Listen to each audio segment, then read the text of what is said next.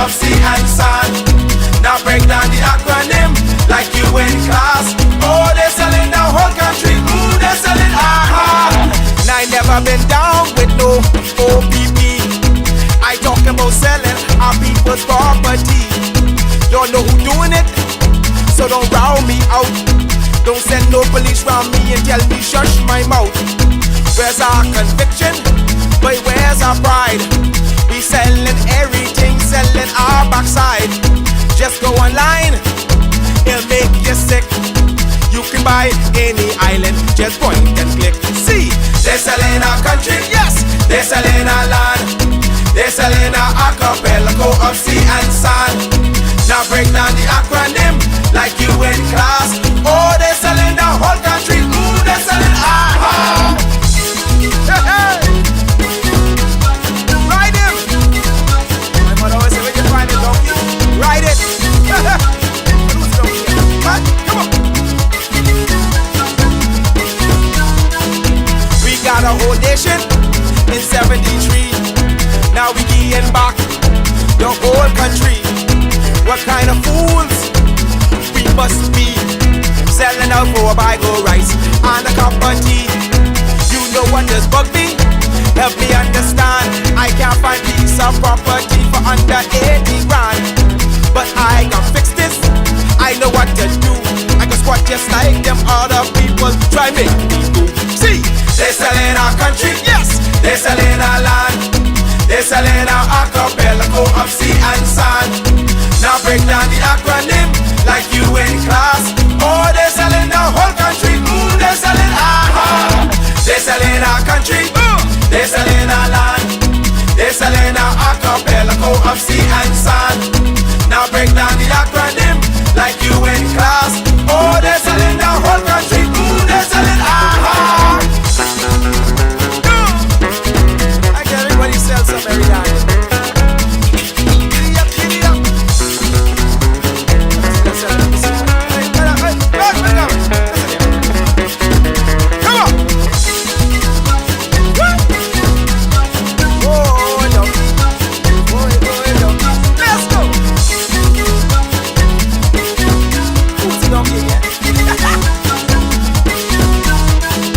They're selling one island, we and they will keep. What can be left for you and me? It's just the example, what's our kids to do? You want them have a sense of pride, or go selling too. Cause they're selling our country, yes, they're selling our land. They're selling our archipelago of sea and sand. Now break down the acronym like you in class. Oh, they're selling the whole country. Ooh, they're selling aha. They're selling our country, yes, they're selling our land. They're selling our archipelago of sea and sand. Now break down the acronym like you in class. Oh, they're selling the whole country. Ooh, they're selling aha. They're selling our country, yes man. They're selling our land. They're selling our archipelago of sea and sand.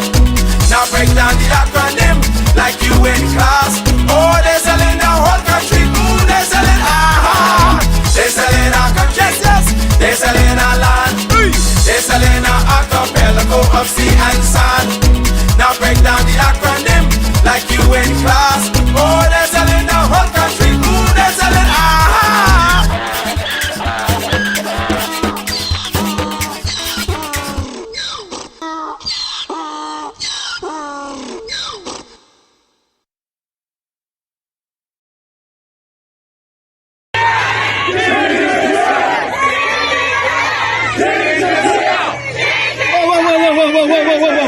Whoa, girls, we out doing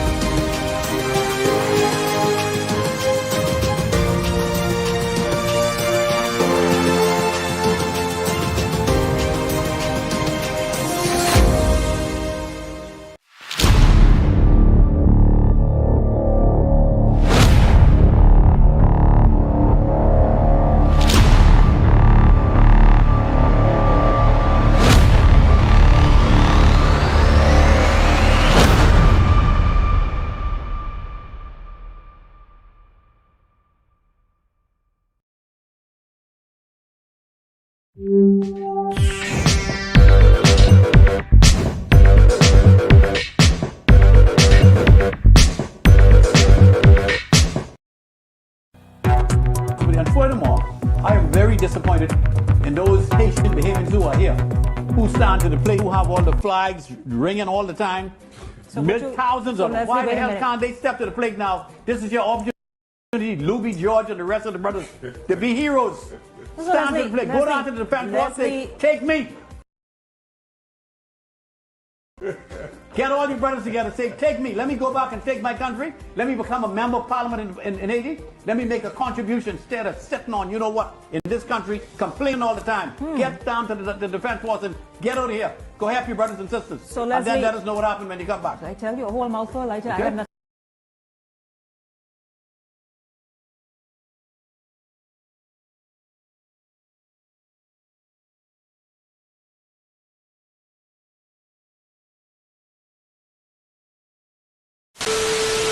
5 months ago, I warned you that Brave Davis would send Bahamians to Haiti. Brave may suggest some sort of amnesty which would allow illegal immigrants already here to stay and not be deported. 2, pledge some significant amount of the Bahamian taxpayers' money or resources to help fix Haiti. Or 3, which is something that the Minister of National Security already suggested, commit to sending Bahamian armed forces into Haiti to risk their lives trying to stabilize a failed state. Now, they may not be able to say this because they are armed forces, so if they are ordered to go and they refuse, it may be considered mutiny or insubordination. But I'll come right out and tell you, ain't no Bahamian Defense Force officer trying to risk their life and die in Haiti. The Haitian people don't even want to risk their lives in Haiti, much less a Bahamian. There are things we are not willing to give up to fix Haiti: our sovereignty, our limited resources, and our lives. Now, if Brave Davis sends Bahamian troops to Haiti in the midst of this carnage, and one of them dies, that blood will not be on the hands of the Haitians. That blood will be on Brave Davis' hands. I could think of one person that Brave Davis should send to Haiti.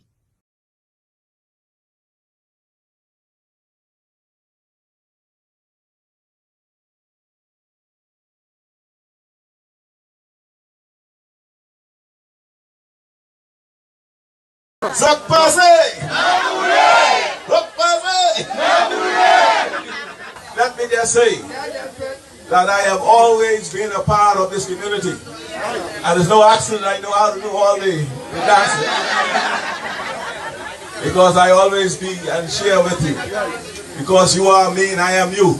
Yes, sir. And I'll be here with you always. And those who knew me from the past and know me now, they always knew that I was there and always been there for you. I don't call you all, no, you all are not Haitians, Bahamians. You are Bahamian, yes, and your origin is Haitian. Mine too, and many of us. We have to stay apart for now so we can be together later. Hey, long now.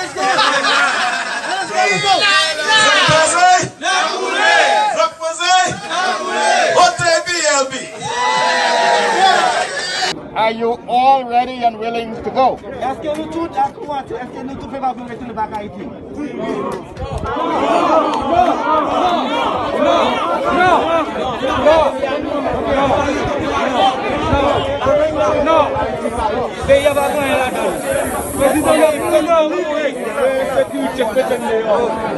Le problème pays mettez-nous dehors. It is important. Pas de travail, pas de rien. Pas de manger, pas de manger, pas de vrai.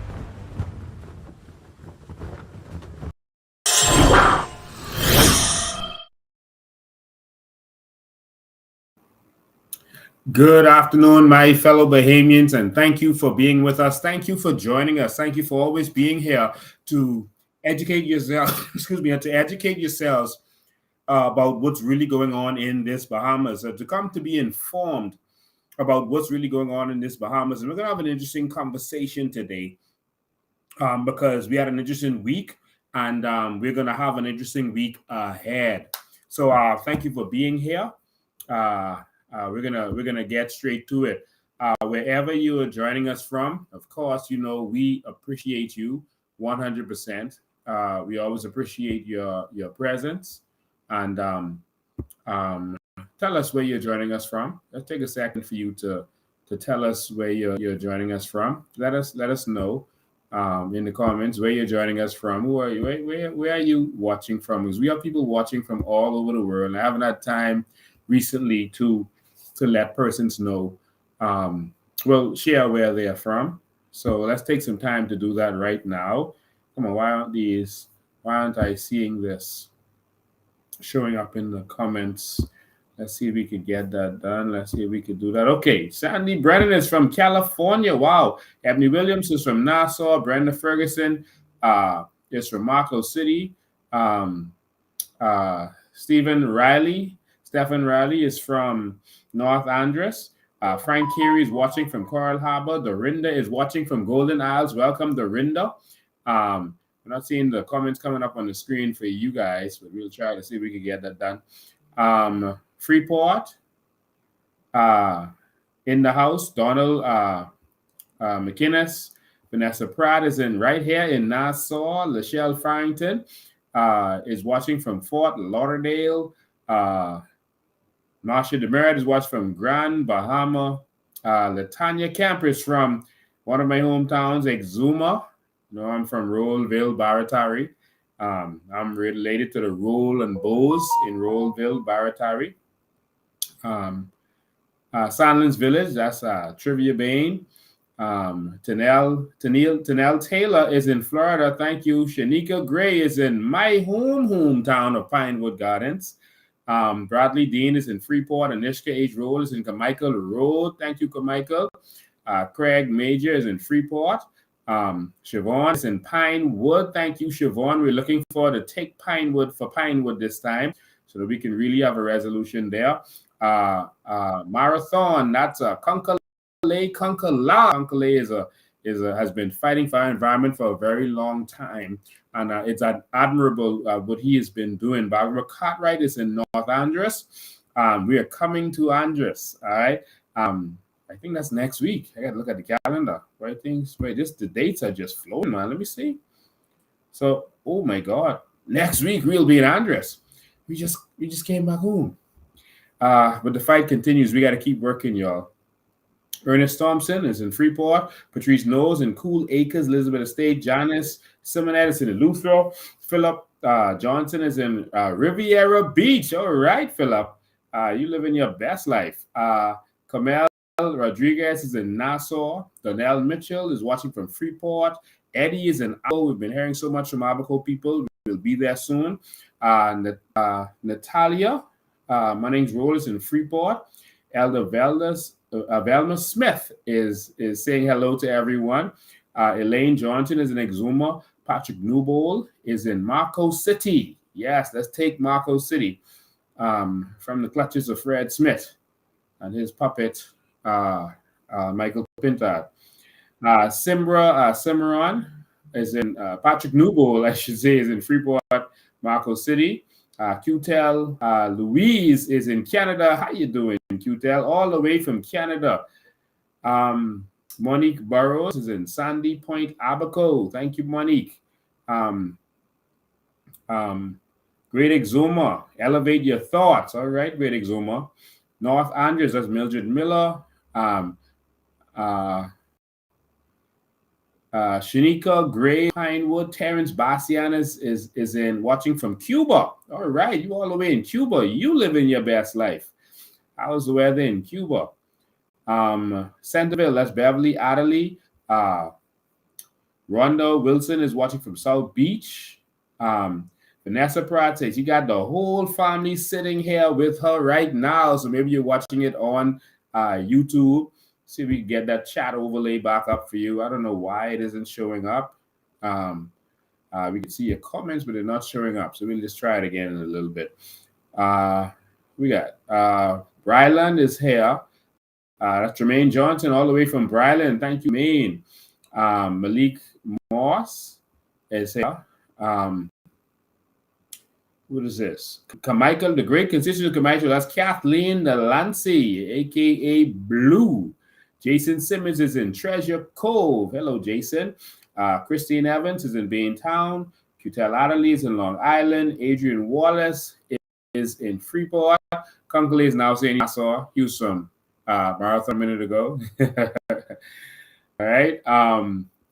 Crystal Lawson is watching from Missouri, but I'm an educator with the EEO program in Bryland. Oh, wow. Thank you.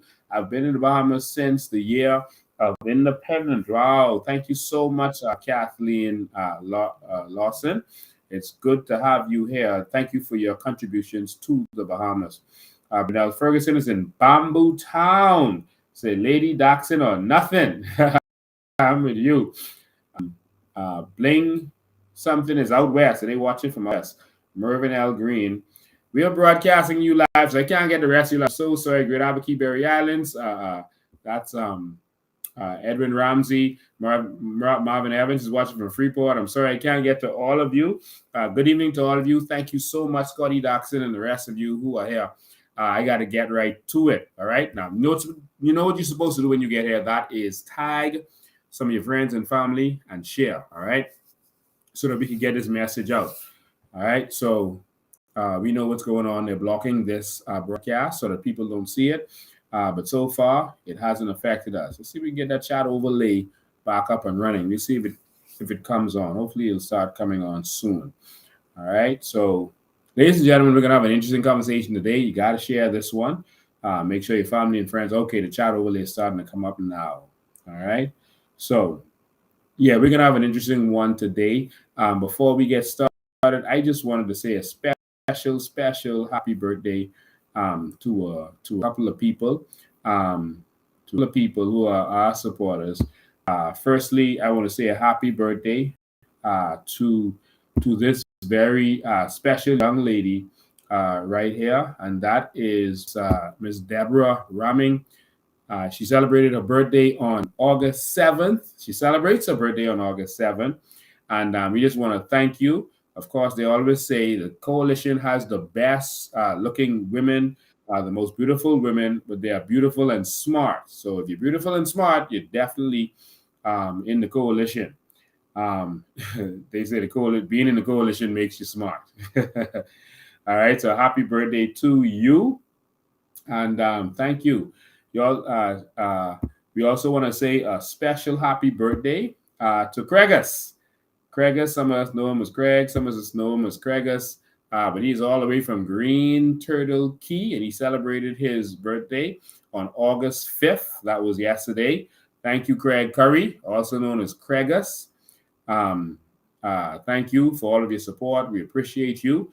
You're holding it down in Abaco for the coalition and the Bahamian people. You are a COI warrior, and we appreciate you so very much. We also want to say happy birthday to a very, very special lady, and that is Miss Shanique M. Miss Shanique M. Of course, we always say coalition got the most beautiful women. They're beautiful and smart. Shanique M, of course, is one of our soldiers. She's a very brilliant young lady, hardworking young lady, who is one of the backbones of the COI. And want to say a very special happy birthday to you. And just know that we appreciate you fighting for your country. You're not doing this particularly for a party, but you're doing this for your country. She celebrated on August 3rd. And so we hope you had a lot of fun, ate a lot of cake, and that you're able to love yourself on that day. She is definitely a COI warrior princess. So thank you from all the COI family, and God bless you. All right. So, ladies and gentlemen, just want to say that these are some special people to us, and we appreciate all of you. All right. So we appreciate all of you. So thank you so much for supporting the movement. All of our COI warriors fighting to get this country back. Thank you so much. Ladies and gentlemen, in short order, next week, that's August 18th and August 19th, we are going to be in South Andres. We are headed to South Andres, the land of Pilnin. We're going to South Andres, and we're going to have 2 town hall meetings there. We're going to have one-on-one at the ferry boat, and that's going to be at Cleora L. McKinsey Preschool in South Andres, and that's on the 18th, 7 p.m. And on August 19th at 7 p.m. at the Mangrove Key High School in Mangrove Key, South Andres. So we're going to have 2 town hall meetings. We're looking forward to see you. We're looking forward to see what's going on down there.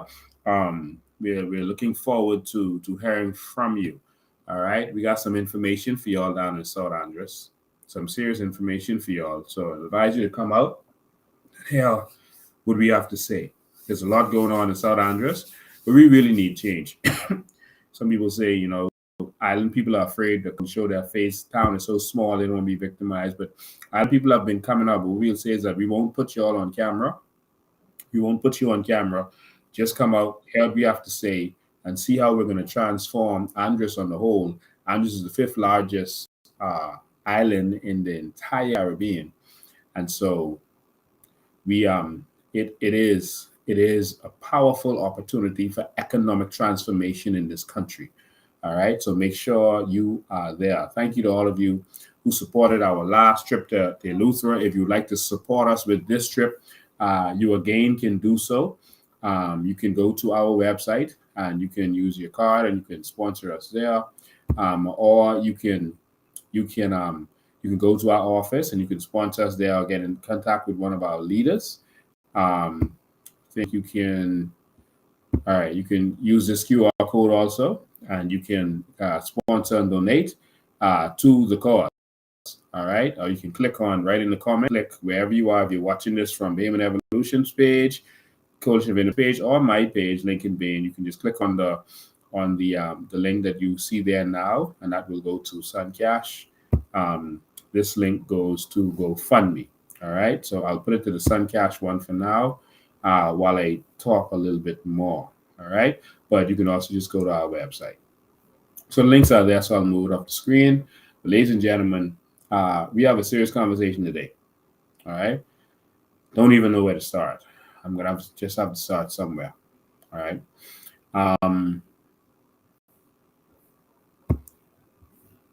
Again, we're going to talk about the book, and we're going to talk about the LGBTQ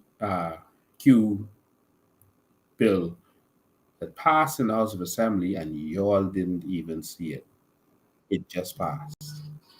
It passed under the guise of something else, but it passed.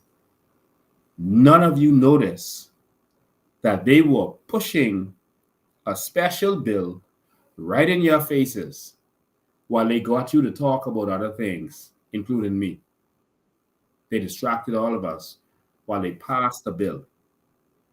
They even passed a bill for marital rape right under your noses. And you didn't even see it. This is some serious stuff going on by this deceitful government. Every time this government and Fred Mitchell gets in power, they start this nonsense again.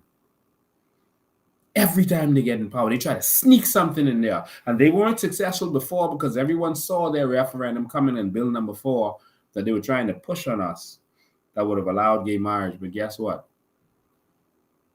They just put same-sex unions in our law, and you didn't see it. I'm going to read the law to you. And so while they had y'all talking about Lincoln being this and Lincoln being that and distracting you, while they had y'all talking about what's going to happen in the schools, what's not going to happen in the schools, and 150 soldiers going to Haiti, they got you. I'm going to show you. And guess what? The media won't dare cover this. But I'm going to show you in the law. And lastly, before I get started, on Tuesday, we're going to the office of the Governor General at 10 a.m. And so we're inviting the media, and anyone who wants to come can come. We're going to the office of the Governor General, which is right across the street from Montague. And so we're going to go on the grass by Montague, right by the road. And the grass is a park there. And we are going to have a press conference right across the street from the office of the Governor General. And then we're going to deliver an application for a commission of inquiry into the unlawful actions of Keith Bell.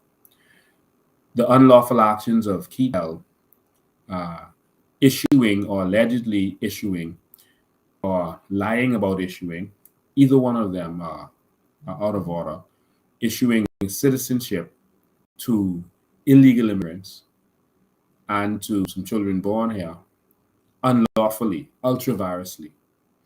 We're going to deliver the application for a commission of inquiry.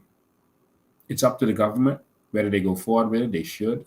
Every international law says that they should. We will see. We will allow you to see their unlawful actions. It's also with reference to the unlawful work permits and other statuses that were given out under Keith Bell, under his orders and direction, and also because of Keith Bell and the way he operates at the ministry, where he is operating the day-to-day business of the ministry.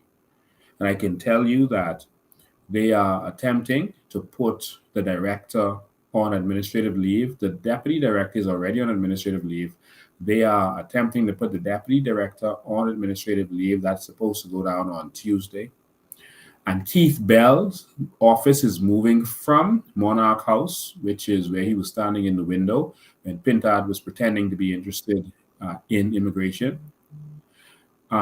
He's moving from there to Hawkins Hill, back to where the office of the Minister of Immigration usually is.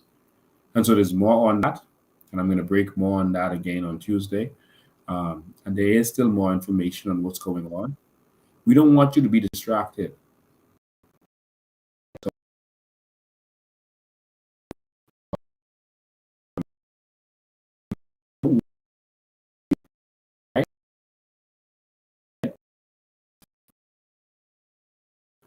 I normally don't even comment about stuff that's going around on social media and that kind of stuff. There's recently over the weekend, as a distraction, of course, the PLP's job is to just put as much stuff out there so you don't talk about what's really going on and you don't talk about your natural resources and how you could benefit from them. That's their job, and that's what they're going to continue to do to keep you distracted from what you should really be doing. All right.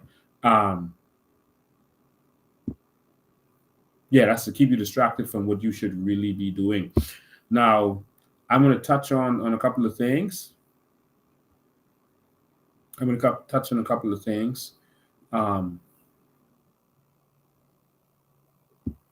right. And one of them, I normally don't even focus on WhatsApp. I'm in 1,400 WhatsApp group, about 1,400 WhatsApp group. People, every day someone is putting me in a WhatsApp group somewhere. I honestly don't have time to monitor them. But, this weekend people were sending me, voice notes and that kind of stuff. And normally I just ignore all of them. Well, there's two voice notes that I'm actually, we're going to do it this time. Maria Daxon this weekend filed a police complaint against, this week, on Friday, I think she did, or Thursday. She filed a police complaint against a gentleman, Ozzy Poitier. So we're going to see what happens with that. But she did file that on Thursday or Friday. We're going to see if persons are of the law, if they're acting on behalf of the PLP and doing their dirty work. And so we'll allow the international community to see if this continues. All right. The commissioner is aware of it. He's very aware of that complaint. And so we're going to see what comes of it. All right. We'll keep you informed to see what the situation is. All right. And so Maria has filed an official complaint against Ozzy Poitier. And so we'll see what happens. All right. There were 2 voice notes that went out in the last couple of days that I am now going to make complaints against. Someone called me a criminal or a thief or something like that. Well, they better show where I thief something, because now they're going to be in trouble. There's also one where someone said that I had sex with some woman for land. Oh, wow. Well, I guess they could bring that imaginary woman to court with them. And the person who made that comment was actually convicted prior of criminal defamation. And I think that's going to go really bad against them. And so we'll see what happens, okay? And so, but we have to take this serious. The PLP is in a serious war, and the FNM, because they're tag teaming now. They're working together all over social media. They're working together. Watch them good. They're working together, and all they're fighting against is the COI. Watch them very carefully. They are both terrified of the COI. They are not fighting each other like they are fighting the COI.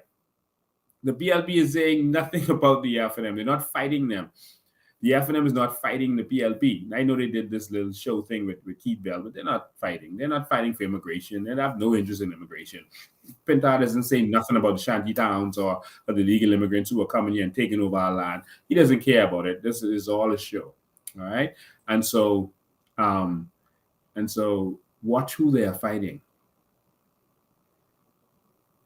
When there are people who are oppressing you or who have been oppressing you, watch who they fight, and that's who you should follow. That's who you should join up with. It's simple, but it's common sense. All right. So just wanted to say that there was something going around on social media with a gentleman called Dennis Cates. They call him Farmer Cates also. I don't have anything against Farmer Cates. I don't. They were spreading. I saw an FNM troll called One Bahamas was spreading something saying that Farmer Cates is done with Lincoln and the COI, etc. I don't know that to be the case. I don't have a problem. And if he is, that's his rights to. You can go to whatever party you want to. He has his rights to. But I applaud persons who will speak up and speak truth to power. I applaud all persons. I have very thick skin. I can take blows. That's what I signed up for. And as you notice, people attack on a daily basis, and I don't even respond to them. I really couldn't care less. All I want is for us Bahamians to benefit from our natural resources and be put first in this country. You could say whatever you want to say about me, but I really couldn't care less. And so anyone who has anything to say to me, whether it's positive or negative, I'm a public figure and I signed up for that. And so my job is to take the blows. And yeah, there are people out there who will defend me, and thank you for that. I'm defending the Bahamian people. But they started to twist Dennis Gates' words, etc. But he's a person with an opinion, and if he sees something that he doesn't like, then so be it. That's his feelings. But he said some stuff that weren't accurate, that were not accurate. And normally these stuff that aren't accurate, I don't even comment on. But you know, I think I should just. let me see if I could find one of them so I could play it for y'all. Let me see. I don't pay much attention to these stuff like I told you. Let me see if I have that somewhere. Let me see. Sorry if I missed and played the wrong thing.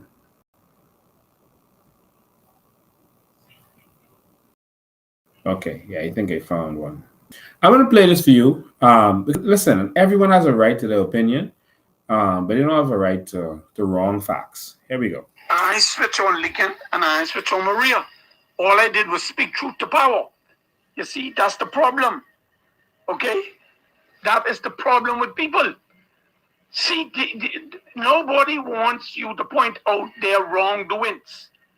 See, what Lincoln did was Lincoln, okay, badmouth Cassius Stewart. And that's our problem. You understand me? And I told him to apologize publicly so the people who in the coalition and the people who are watching him will say, well, hey, you know what? Yeah, Lincoln is the big man. He badmouthed the man. He apologized. Let all us go down there. Let's block up the road. Yeah, didn't talk about me badmouthing Cassius Stewart. I didn't badmouth Cassius Stewart. I spoke the truth about what happened before the election, about Cassius, along with Adrian Francis, being called together by the PLP to form a fake coalition party. And I spoke that. Cassius has not denied that. And so Cassius is a grown man who's been in politics for a long time. So I think that if that is not the case, Cassius could have said that himself. And it's shocking to me how this gentleman has never heard Cassius almost on a daily basis bad mouthing the COI and myself on Shanique Miller's show.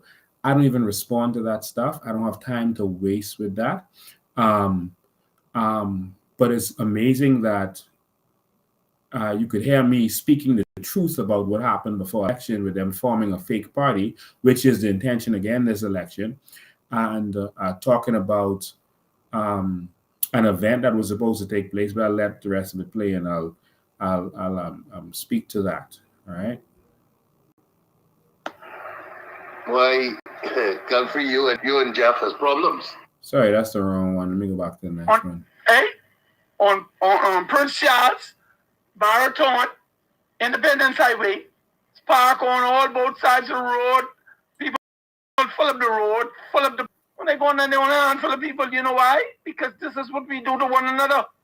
We chop ourselves off at the feet and expect for us to stand. You can't stand. You can't stand.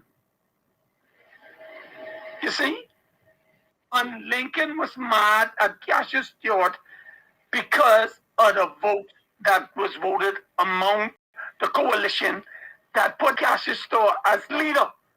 And Lincoln didn't want to accept that. So because he didn't want to accept that, they raised eternal hell, start a fight, carry on and everything. I'm glad I was in there.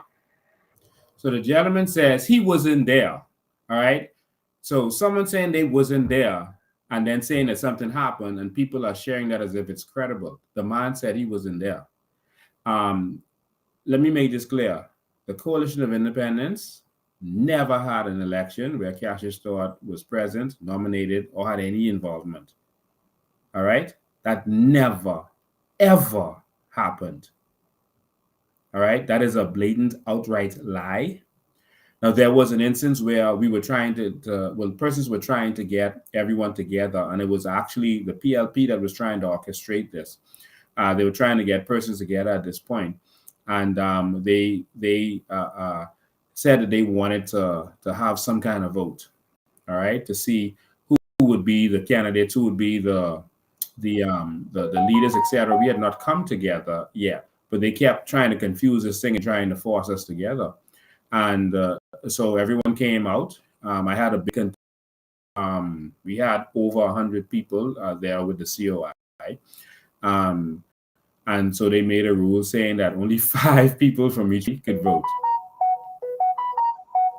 They took monies from everybody present. I think it was $20 a person. I think it was. They took from everybody present. All right. And they took $20. I think it was $20, and I think persons who were to be candidates paid more. I think that was $100. I don't remember the exact numbers, but these are kind of numbers that was going on. All right, and then they said only 5 persons from each party could vote, which is absolutely ridiculous. You cannot take monies from people and then tell them they can't vote. All right. And then they had Adrian Francis coming and saying he has a party, so his 5 people must vote. And then they had Cassius with his people in their party, and then God Rusbro, who's working with Cassius, saying he have a party.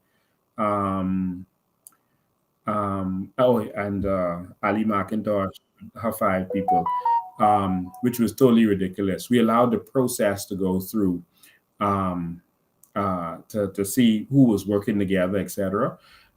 Because in this, you have to see who was cooperating with each other. And so when they did their little sham elections, one of our executives stood up and said, "Yeah, we know what y'all were doing from the break. We wanted to go through so we could see who was who and who was working together and who were the ones who sold out along with Adrian Francis and Cassius. But we're not participating in this. And so y'all have fun, do your thing. We're moving on." They went on to form a party, a fake coalition after that. When Ali McIntosh realized what was going on, she pulled out. But they formed a fake coalition. We were not a part of that. So that's just to make that clear. That is what the deal was. And so if they were so wanted, they should have had a lot of support. The fact of the matter is the Bahamian people supported the Coalition of Independence, and that's that. All right. And so we'll see what happens moving forward. But there was never an election of the COI where Cassius was voted as leader. And persons need to stop telling that lie. That is absolutely not the truth. We've had, I think, 3 elections already of the Coalition of Independence. And I was up for election and won every single one. And we have another convention coming up in short order because our constitution is finished. Let me continue this. You see, because I would speak about it from then. It wasn't until after the fact that I learned about it and I spoke about it. You see, Lincoln them go everywhere and all about it. You know how long Lincoln them say, "Oh, Lincoln have the same mindset as that piece of garbage juice." What his name is? Adrian Francis. There's someone on here who made a comment just now saying that people are saying you are calling Ali McIntosh begging her to join the COI. That is not true. I've not called Ali McIntosh once. All right. I know. We have some dynamic young people. You started to see them already. In our first rally, you're going to see more coming up very shortly. You're going to see more and more faces of Bahamians who are ready to change this country. All right? Not the same old faces. You're going to see new qualified persons. Just wanted to put that in there. Francis. I used to be a part of Adrian Francis. Okay? All them days would you see Lincoln posting, but the coal killing, the Haitians and the coal in the bag there. Who do you think I Lincoln in the bag there? Before Lincoln started the firearm, who do you think I Lincoln in the bag where all the coal kills was? It was me. I carry him and I carry the police. I carry CIB, not SIB, CIB, Criminal Investigation Bureau, the newest criminal organization in the Royal Bahamas Police Force. I took them in the back there. You know why? Because the Prime Minister sent and the Commissioner of Police, along with the Minister of Defense, send them to me to do the investigation concerning the coal kills. Let me make this clear. I got a lot of information about shanty towns in the Cowpen Road area from Dennis Cates, and if you're watching my lives, I always credited Dennis Cates with information that he gave. I don't understand why he is saying this stuff. Even when I showed screenshots that Dennis Cates did, it had his name on it, and I credited Dennis Cates. But I guess he needs more and more praise. Thank you, Dennis Cates, for information that you gave. I always credit persons when they want to be credited. Some people don't want to give information, and it's not about credit. I don't need people to think that I do anything. All right, we are a network of Bahamians, patriotic Bahamians, that I always credit, even when it's persons working in government offices. All right, it isn't me with all this information. This information is coming. This is a God move. All right, and it's coming divinely, and it's coming from persons who are divinely inspired to speak up and stand up for this country. All right, none of this is about me. I don't need credit for anything. I don't need credit for natural resources or anything that I'm doing. All I need is for Bahamians to be credited from our sovereign wealth fund and our carbon credits. That's all I'm interested in. I don't care about the credit for any of this stuff. And so I know one time Dennis Cates had told me about coal kill where there was a woman. And when we investigated, he told me there was a coal kill there, and I investigated and found out it was an old woman, and she was arrested. The cold kill that was found in the what we call the farm area, the Crown Line area. Dennis Cates didn't know about that. One of our persons who possessed Crown Land found that, followed the Haitians in the back there, and that's all of that. But thank you, Farmer Cates. I always share your videos. I play them on my live, and I credit you for it all the time. But I guess you need more praise. And so, guys, if y'all can praise Farmer Cates more for the she's putting out there, that may help him. Y'all let's give him some more credit. Why you think I post? You ain't never see all of them locations I post with all the cold kills and all the Haitian villages. I did that. Not Lincoln. Huh? I did that. I was the one who showed Lincoln how you could go on Google Earth and Google the spots. You understand me? So you could see it from Google, where every village is, where every cold kill is, and anything else you want to see. Huh? Huh? But you see, what Lincoln does do is take whatever you tell him and then bring it like he is the one who discovered this, and he is the one who he never give people the props.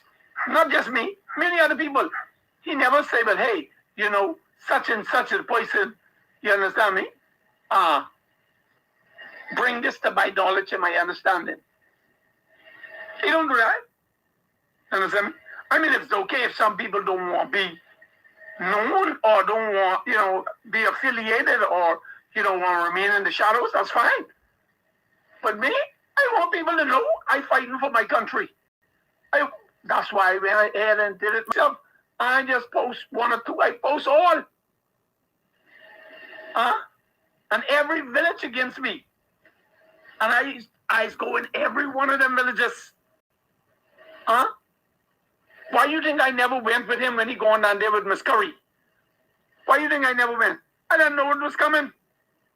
I know it was coming. I didn't know all that was a ploy. No, they ain't gonna let him break that village. I didn't know that. You see? I just want to stop there. You know they wasn't gonna let me break down the village, but instead of standing up and fight, you stayed home because you know they wasn't gonna let me break it down. I thank all of those men and women, even the elderly women, that decided that they were going to stand up. Whether the shutting down was broken down or not, they were going to go there to show that they were serious. I want to thank you for standing up for Miss Curry. All right. See? So it is what it is. When the government, the Ministry of Agriculture gave me my land on Golden Arch Road, I had to break them house down myself and put them people off the property myself. Understand me? Miss Curry got churned. He had the balls to go and run them people off the property, let them bully her. My boy, Wesley Ferguson down here, he went through the same thing. Big grown sons, you know, because they got good in jobs and they do this and do that and they got this and got that. They been telling daddy they had to come to claim farmland. Really? And only one stick with it and he had to give it up. And do the same thing what he daddy did would cause the problem for he daddy. Put a Haitian to live on it and maintain it. How you think Wesley Ferguson property, which is 12 acres, get to now be 4 acres? And the Haitians can't. So I got to speed this up a little bit. The same negligence. Why do you think the Haitians are mad at me? Never let them come and live on my land and I hire people to work when you finish working. You gotta carry your ass. And you gotta be like, let me tell you something here. Everything is a second misdirection. Alright, and I'm not afraid to say that, and I ain't got no secrets. That's why nobody could say nothing to tarnish me. You see? Because they'd be hiding and cloaking and this and that and next. But I'm the type of nigga you can't do nothing to me. Nothing. When it comes to my character. You can lie on me, but that ain't means it can work. You see what the woman do? The woman said half of the voice though. And keep that half. Then she say, when I tell her, why don't you? I say, I juice you, Lincoln juice you. go to Lincoln to get your money or get your property. Huh? And that was the truth. When you and Lincoln was negotiation, you include me in that. She assumed that me and Lincoln was friends. Huh? Me and Lincoln was sociable, but we wasn't friends, personal friends. Huh? Yeah. And Lincoln is the type nigga. Anything you say to him, he's recording you. Huh? That's what he's doing.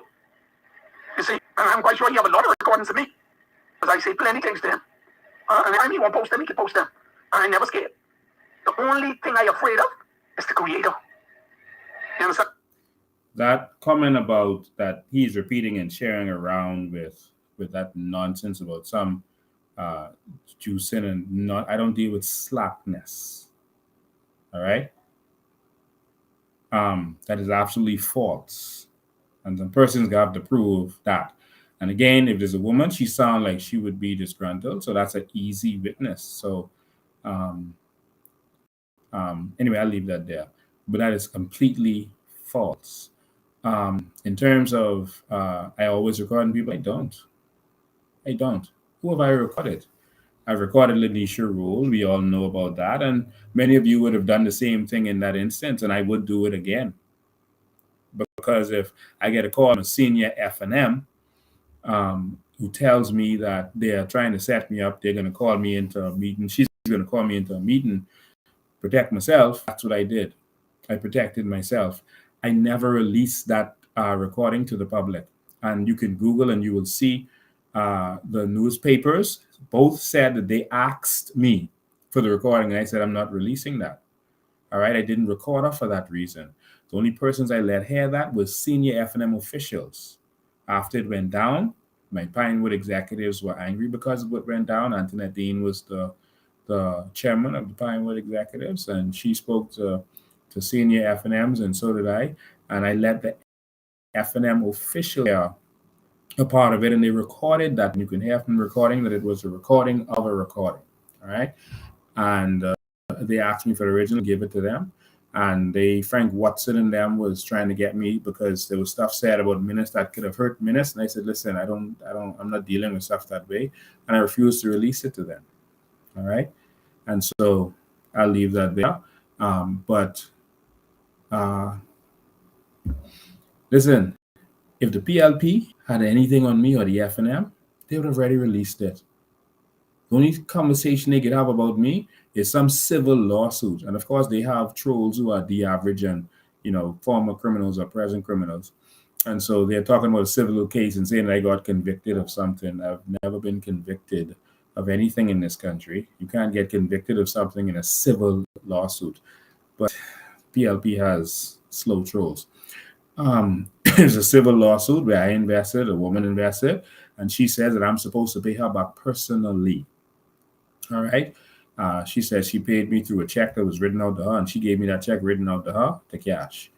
It was in front of Cheryl Grant Thompson, and Cheryl Grant Thompson said I admitted to receiving the check. I disagree. I never admitted to not receiving checks, receiving the money. I never did. All right. Receive a check or any money. The woman was asked to bring the check. She never did, because the check on the other side would prove that she gave it to me and that I cashed it and it went on my account. But she never did, and she never showed back up to court from 2017 to this day. We've had appeals. She's never showed back up to court. All right. I had an appeal with the Court of Appeal. I won a part of it. She won a part of it. And so now it has to go to the Privy Council. So they are saying as if I lost at the Court of Appeals. No, I won a part, she won a part, and it goes to the Privy Council. All right. And that's where it is now. All right. And it's simple as that. And that's it. All right. So as a civil matter, all right, it's not like Brave Davis is civil matter, or Obi Wilscombe or any of these people, Chester Cooper or any of these people. If you're in business, you're going to have civil matters. But the fact that that's the only thing that y'all could bring up on me, with all the business I've done in this country, y'all can't bring up me owing BEC, owing NIB, getting hit from customs. Y'all can't bring up nothing. Not owing no staff, no nothing. With all the stuff that I've done, y'all can't find nothing but a civil matter where someone says, okay, the place burned down, you pay me personally. That's it. I think you're actually making me look good. But I'll leave that there. I can't play the rest of this. I think you all have seen it. Let me tell you what my focus is. My focus is the Bahamian people and empowering the Bahamian people, including myself. All right. Let me say this. It was something where, I think that person said that, and again, I have nothing against Farmer Cates. I still don't have anything against him. Even with that, he's just expressing himself with reference to this Cassius thing. All right. Because he wanted me, and I think the rest of the audio says, I don't remember what the audio says, but they wanted me to come out to a protest. All right. And I'll get to Wongs and all that stuff in a minute. I never offered what persons are saying I offered to Farmer Cates. Before election, I did not offer Farmer Cates to be Minister of Agriculture. I did not. He was not a candidate. So how could he be a shadow Minister of Agriculture? He was not one of our candidates. How does that work? Also, he was not even a member of the COI. All right. So let's end that right there. Farmer Cates said that I was supposed to come and make him the Minister of Agriculture, and I didn't come. I don't know about that. That's absolute nonsense. You weren't even a member of the COI. You still aren't.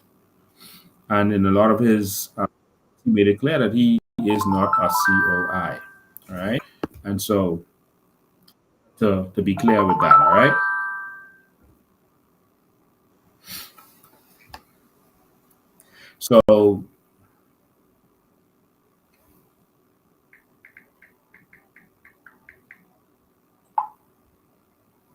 So, all right, let's get that behind us.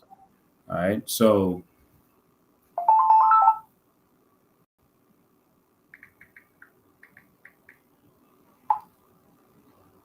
let's get that behind us. There was somewhere he said he told me to apologize to Cassius. I did not speak to this gentleman. He did not speak to me. I don't know what he is talking about. He did not tell me anything. And my thing is, I'm hearing that he has all these voice notes to me out there, but he knows my number. He can call me time. I tried to call him yesterday, but he didn't answer. I don't know why. But I tried to call him because, man to man, like what's the problem? All right. Now they said I call Cassius a puppet. And that is what I've experienced, and that is what I believe. And so if you have an entitlement to your opinion, I have an entitlement to mine. How is it that everyone can have their opinion except me? No, it doesn't work that way. All right. Someone said that, and even one of our people agreed with him and said he felt that I should have come out to support the children. Well, let me make this clear. All right. That wasn't about the children. From the advertisements, it was about Cassius Stewart, his face, his name, everything was all over it. First of all, I was there. I was in the middle of Arambili Park in my black truck, parked up at that event. I didn't promote it. I didn't ask anyone else to come there, but I'm politically astute. I wanted to see exactly what was going on. I was there. So I was there, all right, with my son. And I have pictures and videos of me there, all right. And what was disturbing to me was while persons were speaking, these pastors would come up, they would speak, they would pray, and while they're speaking, Cassius Stewart name is big and bold on the screen in the back of them and his picture, or just his name, or both. That wasn't about the children. That was about Cassius Stewart. Because why should Vaughn Miller be up there speaking and Cassius Stewart's name is on the screen behind him if this is about the children? After every speaker, they're playing a video of Cassius Stewart. Is about the children? Y'all better wake up. All right. After every speaker, a video of Cassius Stewart with him talking. And then when the next speaker come up, Instead of that speaker's name on the screen, Cassius Stewart name is on the screen. And that's about the children. All right. We are a different kind of generation. We smarter than that kind of stuff. All right.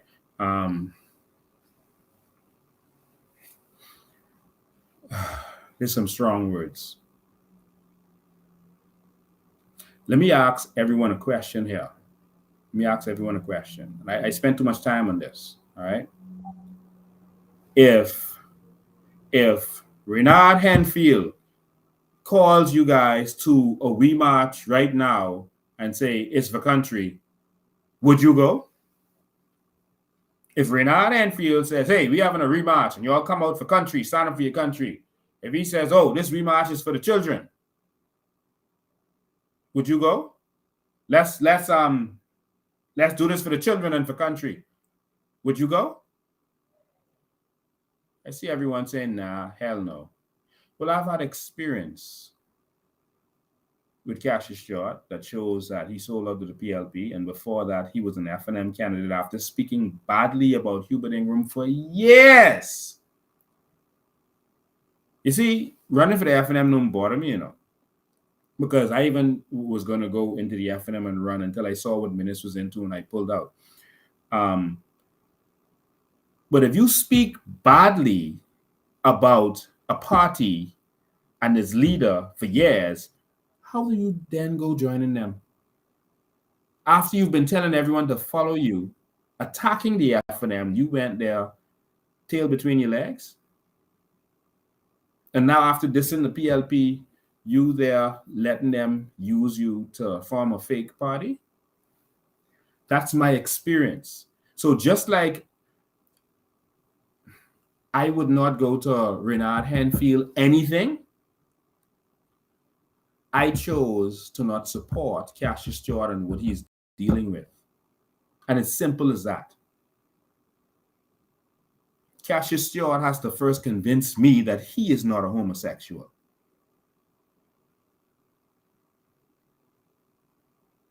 One word, Brazil. He has to first show me I am not going to an anti-homosexual rally behind a homosexual.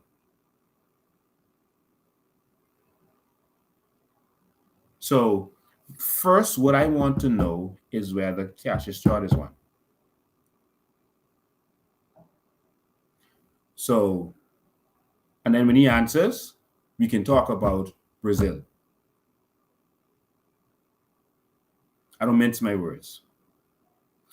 I did not support Adrian Francis and any of his anti-immigration. Someone says Cassius is a married man. Yes, he is.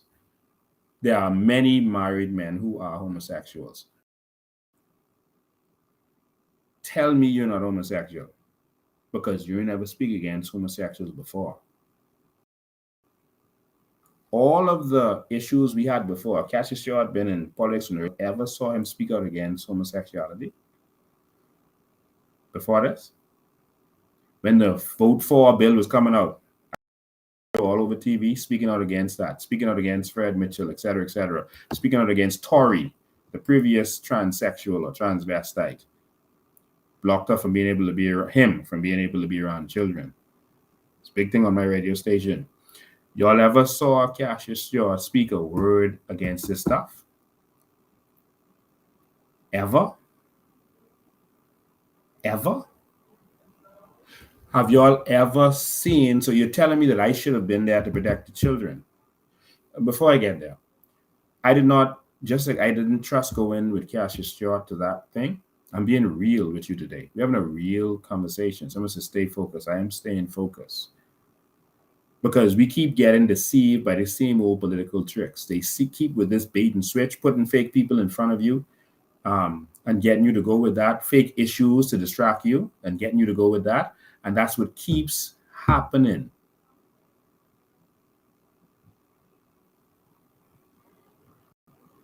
It keeps happening. Now, if I never see you talking about homosexual issues before, why now? with natural resources, I can understand because all of us, none of us knew until, the research really started coming out. We heard some stuff, but we didn't really know. So I understand that, but I never see you talking about that before. Okay? So I didn't trust going out to immigration protests with Adrian Francis because Adrian Francis was helping them get their papers and documents with Brent Simonet, while having y'all up and down in the sun behind him saying he's against the Haitians. But the gentleman was helping them get straight and making money from it. I didn't go behind We March because I knew that it was an F&M ploy. He did not sell out. It was constructed. It was constructed in the F&M. Constructed. It was the plan of the F&M. Pintard formed We March. Pintard did. And Renard Enfield, etc. Let me take this quick commercial break. And furthermore, I am very disappointed in those Haitian Bahamians who are here, who stand to the plate, who have all the flags ringing all the time. Thousands of them. Why the hell can't they step to the plate now? This is your opportunity, Louis, George, and the rest of the brothers, to be heroes. Stand to the plate. Go down to the defense force, say, take me. Get all your brothers together, say, take me. Let me go back and take my country. Let me become a member of parliament in Haiti. Let me make a contribution instead of sitting on, you know what, in this country, complaining all the time. Get down to the defense force and get out of here. Go help your brothers and sisters. So and then let us know what happened when you come back. I tell you, a whole mouthful. I have nothing more to add or say. Don't Take away or say, I tell you. All right, I just take a little quick commercial break. Sorry about that. Listen, man, we need real this time. We need real this time. All right, we need real. And so, I don't want to be back and forth with this stuff, but like I said, around that time, I happened to be around the F&M, and We March was an F&M construction. All right, come out and fight for the children. Like I said, I haven't seen cashiers come out and fight for anything. Have you come out and fought for your children as it relates to immigration? Any matters? Immigration? Immigration. Let me tell you what's happening. Our children are being replaced and they're losing country. Our children are being forced out and our children are moving to another country being replaced. Our young men are losing their construction jobs and all kinds of jobs. Bahamas is flooded with people from the diaspora. Our children are losing their country. And everyone has their fight. The main reason I didn't see an urgency as it relates to that previous matter was that whole thing was conjured up over a statement by Belinda Wilson. She made a comment on her opinion. Let me tell you what I did. I got on the phone, I called Belinda Wilson, and she said that they're misconstruing what I said. That's not really what I meant. This is what the situation is. After talking to her, I was like, well, why are we having all of this? Like, this is going to go into schools because Belinda Wilson said that. And it didn't seem like an urgent thing to me. Now, what seemed like urgent was all the citizenships being given away, all the work permits being given away, our country being flooded with illegal immigrants, the Prime Minister taking away our sovereign wealth fund and our carbon credits. That seemed like urgency to me. I don't just move on hysteria. And so our immigration situation, we need to fight to protect our children with that as well. And I said to everyone, if a situation where this thing is goes, I could be on the front lines because that ain't happening in my country. But the word of Belinda Wilson wasn't enough for me to say, okay, let's go have a rally. Our children are moving to the US and Canada because we're being replaced. We don't have a country for them. I didn't see these same people sign up for the Sovereign Wealth Fund. or when women were being beaten on Goodman's Bay, standing up for our country. But you're telling me I'm obligated to some rally that was because of words of Belinda Wilson? Seriously?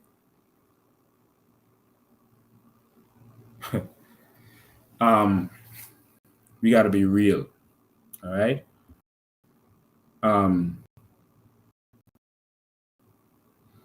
So I'm fighting for children. I used to take single mothers to CDU when they wouldn't take these kinds of issues seriously. I was out there fighting bills for me against the government, and a lot of people were afraid to. We just fought for Bella, what they thought was an impossible battle. We got in, and she was dead already, but we fought to make sure that she got justice in her death, even though she didn't get justice in life.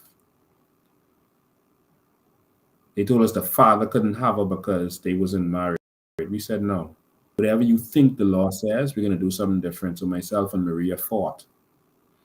We fought for a kidnapped girl, and I used all my investigative skills to track her down from nothing without a trace. And we tracked her down and returned her to her father.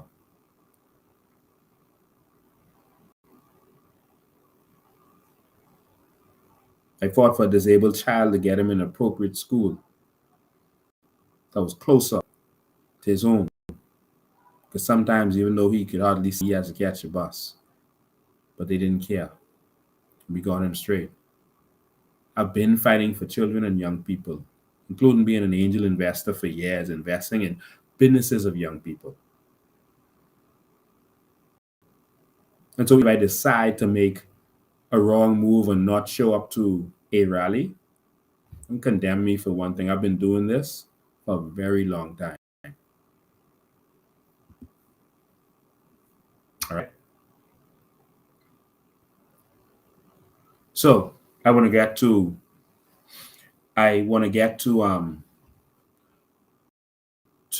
the topic of this next thing.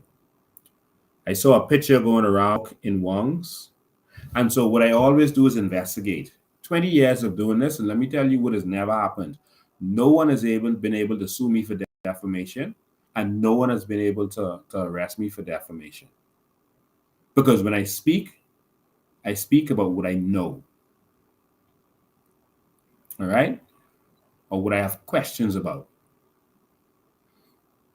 And I call names. And I give details. Because I don't speak unless I know what I'm talking about. So when I saw the book, I said I want to see it in Wongs first before I respond. I was in Bryland, well, in Eleuthera, and I said, when I get back, I'll look into it. And so while I was there, I started doing my research. I started speaking to teachers and asking them if, in fact, this thing was in school, because I watched the video, and the video didn't say what people were saying. They were saying that they're putting this in the schools, and the video, the interview didn't. Nothing in that interview said that they were putting it in schools. She was saying that they teach them the definitions of these things. They teach them the definition of lesbian or whatever the LGBTQ thing is. They teach them the definitions, and in religion they tell them to love all people. That's what I heard. But I saw some people start to spread out, and mostly I started to notice that it was the PLP trolls pushing this. I said, why would they push that when there is their own government that would be accused of doing this? I was like, something is going on here. You notice it was the PLP trolls pushing that? And they started making it seem, oh, this thing is going in schools. And she didn't say that. And I started to call to see if they were teaching this in the schools. Because some people saying they're teaching in the schools already. And I was like, okay, let me find out. And I spoke to a lot of teachers, dozens of teachers, and all of them said, they don't know what this being taught in the schools. All right. A lot of them are family members who are teachers. And I spoke to others. We have members of the COI who are teachers I spoke to. And none of them know about this thing being taught in the school and being promoted. Like you're telling them that it's okay to be gay and that kind of stuff. That everyone is saying that isn't the case. And so then there was this book And let me tell you, someone will say, don't trust them, they may sneak in. And no, I don't trust them, and they might sneak in. And let me tell you, they will have hell to pay. I will not let them sleep or rest. All right? Now, the book. Did bring in a book. Wongs did. That had LGBTQ information in it. Wongs did bring that in. That's Wongs. I went on my live, as you saw, from the Luther, and I warned them that I was coming. I'm told by staff that they saw that and they took it off the shelf. They didn't want that heat. They didn't want that smoke. That's what some staff told me. They took it off. All right. So when I went there to inspect yesterday, and it is not on the shelf. The staff told me, boy, they took that off. And so they took it off the shelf. Now, does that mean that because it's at Wongs that it was going into government schools? No. Wongs has a lot of books that are not in the schools. All right. Although they do have textbooks. The book, according to administration of the Ministry of Education, the book itself is not on any book list, and the book would have had to have been brought in to the ministry by now if it was going to be a part of the curriculum, which they said that they don't see that there's any LGBT book as a part of the curriculum. All right. Those are books that the school would have to buy. It's different than the textbooks that you buy yourself. All right. And so they said, so far, no. There's going to be an administration meeting for the Ministry of Education on the 14th and 15th. And so they'll see if it's brought up then. But so far, it has not been brought up to any of the administrators or administration. So they don't know what this hysteria is about. All right. Other than it seems like some political thing. And I believe that that's what it is. I believe that that whole thing was brought up as a distraction. Notice it was done, this little questioning at the Office of the Prime Minister's press release. The biggest thing in politics is government, your administration is in trouble. You try to bring up something else for people to talk about. It doesn't matter what it is. Bring up something else for them to talk about. That is political strategy number one. Now, that was brought up, and 150 Bahamians going to Haiti was brought up. Notice what happened? The media isn't talking about Keith Bell anymore. The media isn't talking about Kurt Cornish anymore. It's not the focus like it was before. The strategy. You notice? That is the strategy. So watch who is pushing certain things. Like you see, all of a sudden it's the PLPs was pushing Farmer Kate's voice note. The PLPs was pushing that. They're doing voice notes behind it. They pushing that. Open your eyes. And it's the PLPs who is pushing this book thing. It's going to be in schools. They are pushing that. They're trying to distract you. Stay focused, Bahamas. They are trying to stop the conversations about your natural resources. They're trying to stop the conversations about your treasure. They're trying to stop the conversation about your carbon credits. They even want you talking about BEC and the high bills because they know you'll be talking because people love to talk about sex stuff, so homosexuality stuff, and they know Bahamians love to talk about Haiti and Haitians. So let's bring up this 150 Haitians going to Haiti. And so guess what? They put a caveat on there. They said, we're going to send them if the UN does a resolution. The UN does a resolution for the Bahamas to send 150 people to Haiti.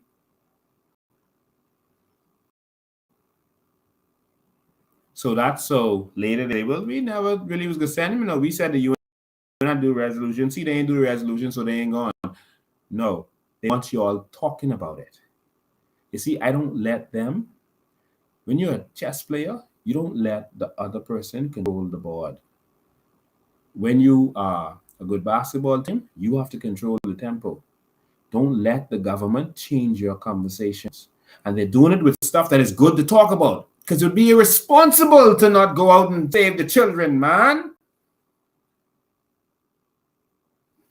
Your children, because of the immigration crisis, are already being pushed into America and Canada, the place where this stuff is coming from. And you don't think that we should be fighting to save this from our immigration crisis? Trying to save this and make sure that we benefit from our natural resources so our children don't have to move out of here? Your children are being pushed to America. They're being pushed to Canada. You standing up saying, oh, America is trying to, you're standing up at a rally saying America is trying to force this stuff on us. They're trying to force this mindset on us. Where your children going to school? Because you don't have good education here. Where are your children staying after they finish school? We got to fix this for us so we don't have to mix with them. Let's save our children the right way by fixing our country. Because if we find out that our carbon credits for seagrass alone is worth $156 billion a year, $50 billion in storage alone, and you talking about sissies?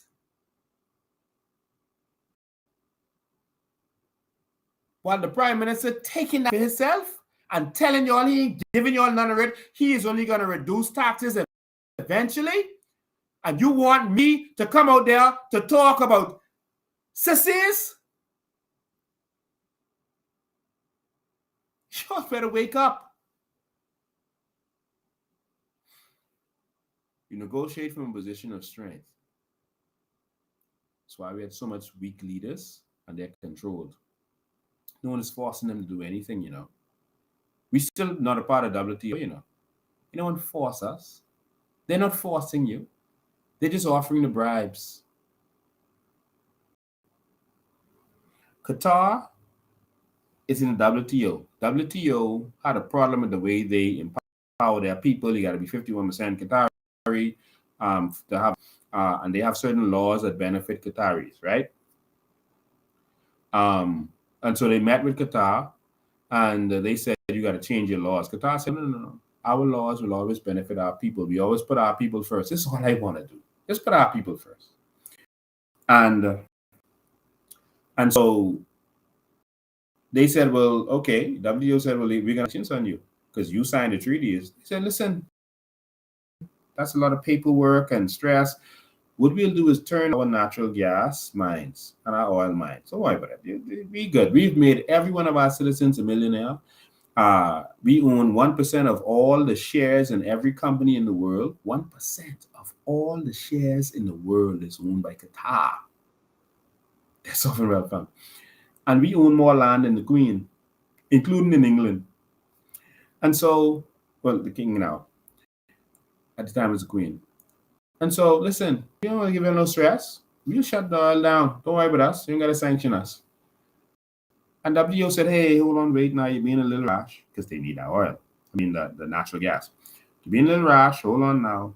What we'll do is we'll come back in 5 years and we'll have another discussion to see where we can go with this.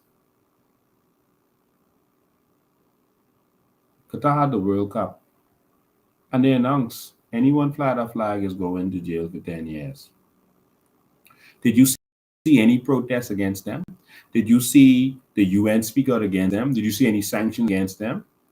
This boogeyman, they're trying to make you all think they're to force them to do anything. There's no boogeyman forcing them. Oh, they don't want capital punishment in America. It's capital punishment every day.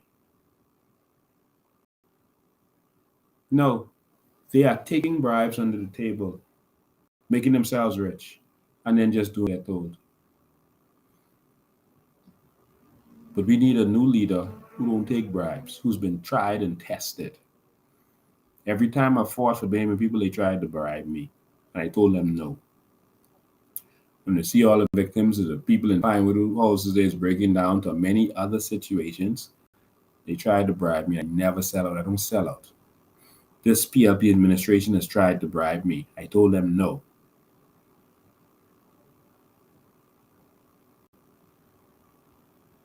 And I called their names when I told you all who me. And you notice they ain't questioned me. If it wasn't true, don't you think they would have said, no, that he's lying. That is not true. I didn't talk about him about any such thing.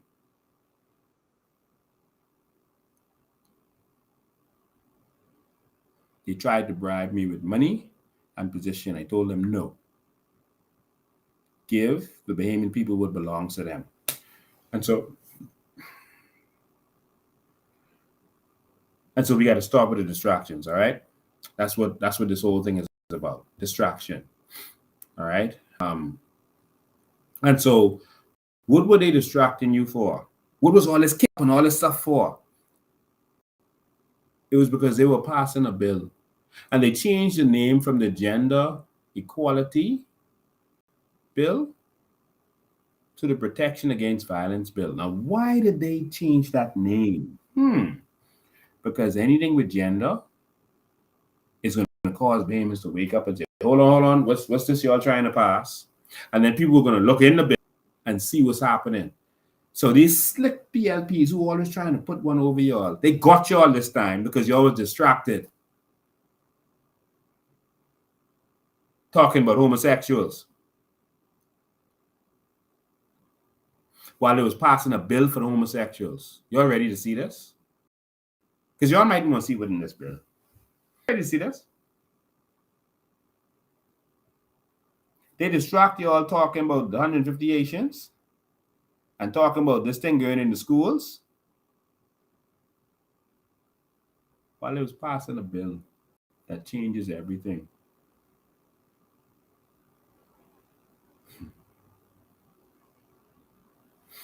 Watch this.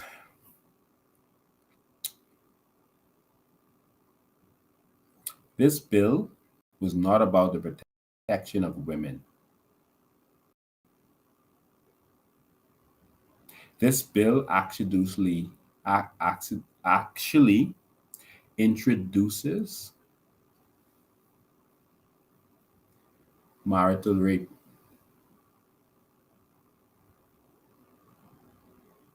Protection against violence. They can't do a bill and call it marital rape. So they just do it. They boil a frog. You just sneak it in there. They just introduced marital rape while the whole church was sleeping and taking bribes and celebrating. Oh, it's 50 years. Y'all let's jump up and down and celebrate. You know what? Let's get them to talk about immigration and let's make something happen in the schools. Distract them. Make them row about it. And it's important. Let's pull up the bill. See, this is why they keep us as a D average, and they keep us as a D average and keep us dumb so they can abuse us and control us. And they'll get us to argue with silly things like we're arguing with this whole thing of, oh, Lincoln should have been out there. Lincoln should have been out there. Stand up for the children.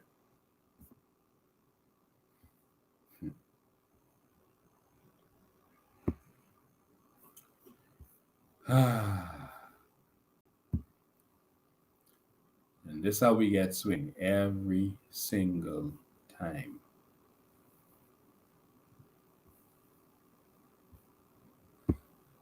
Now y'all come with me on this journey into the world of the LGBTQ. Because every time that man right there, who's in the background, see him right there? Every time he get in power, this kind of stuff happens. Crafty. So let's go. Let me pull this up, y'all. You see 7 people have scanned the QR code. Thank you so much.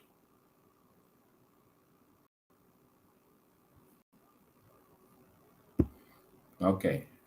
This is the new bill. This is the Protection Against Violence Bill. So they changed it from the Gender Equality Bill because that gender word would have caused you to pay attention. Okay? And this is what they came up with. So we're going to go through this, right? We're going to start with the definitions. That's the first place you always go. Now, what I want you to notice, I want you to look and see if you see the word gender in here, because I had a conversation with this fellow who thinks he's smarter than everybody and likes to talk condescendingly to Bahamians, Shivago Lang, on his show. He likes to talk down to Bahamian, and he believes his way is always right. I had a conversation with him, and I told him what gender means. I said, gender has a meaning under international law. All right? Under international law, it has a meaning, and it has to do with your identity. It has nothing to do with male and female. This bill is not to protect women. This bill is about something. So look, see, it's in alphabetical order. Look at the definitions. Well, we'll start from here. Domestic relationships. Oh, look at this. Make this big, big, big for y'all so y'all can see this good. Definition now in this new bill of domestic relationship. Here we go. Domestic relationship means a relationship between one or more persons. Now let's pause right there. One or more. How could you have a relationship between one or more persons? You gotta explain that to me. This relationship between one person or more than one or two or three or four. What are y'all saying? Let's continue. One or more persons who A, are or were married to each other under any law, custom, or religion. Are or were married under any law. Okay. So that'll be the law. Custom. What you mean by custom? What do you mean by custom?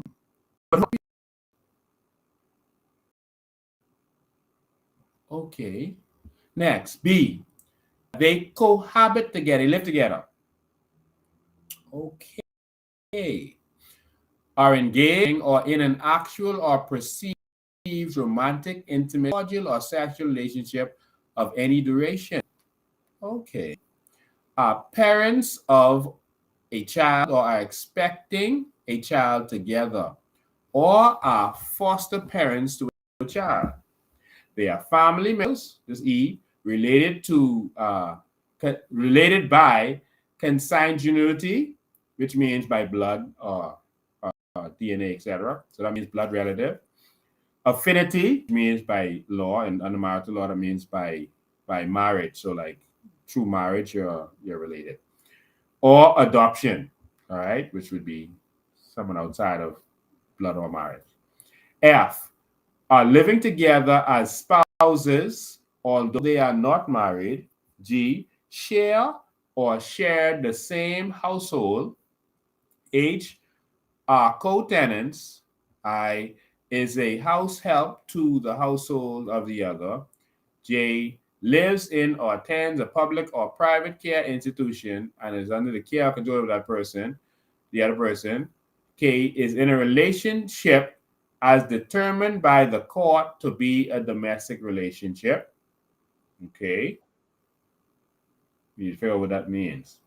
Now, so all of these things are now come under domestic relationship. So just hold that right there. Keep a pin right there. Let's keep going.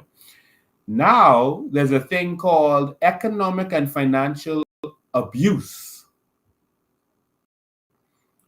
So you can now be punished for financially or economically abusing any of those persons that were listed there. Right?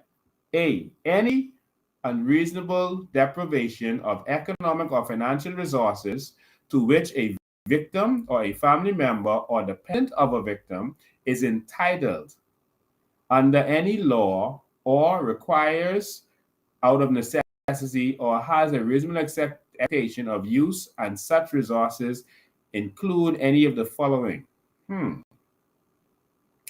So victim. Including any further. If you neglect them when it comes to household necessities, medical expenses, school fees, mortgage repayments, or rent payments in respect of a shared household, it's now financial abuse. You got a new thing. So you not paying their rent, that's abuse now.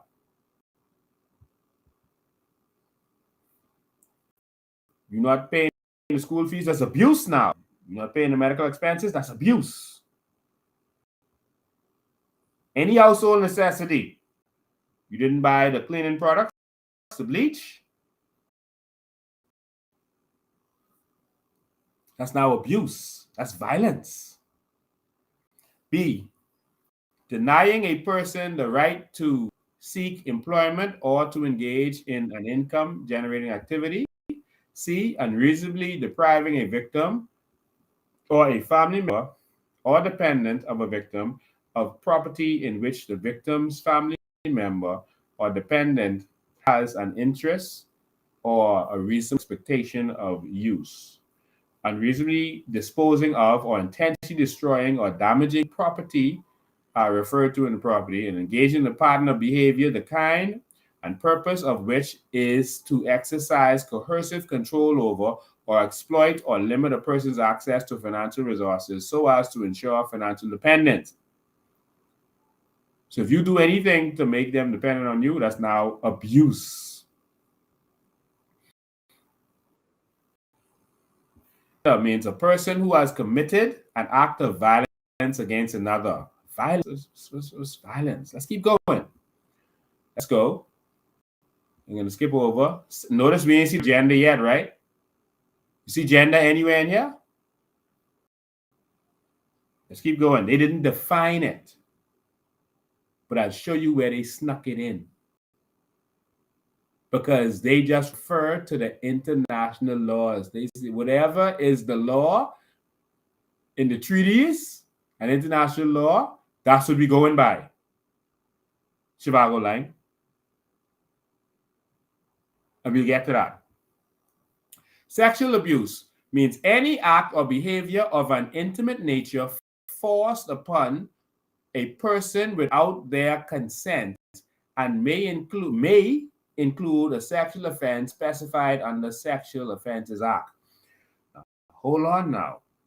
Sexual abuse under this new act means an act or behavior of an intimate nature forced upon a person without their consent.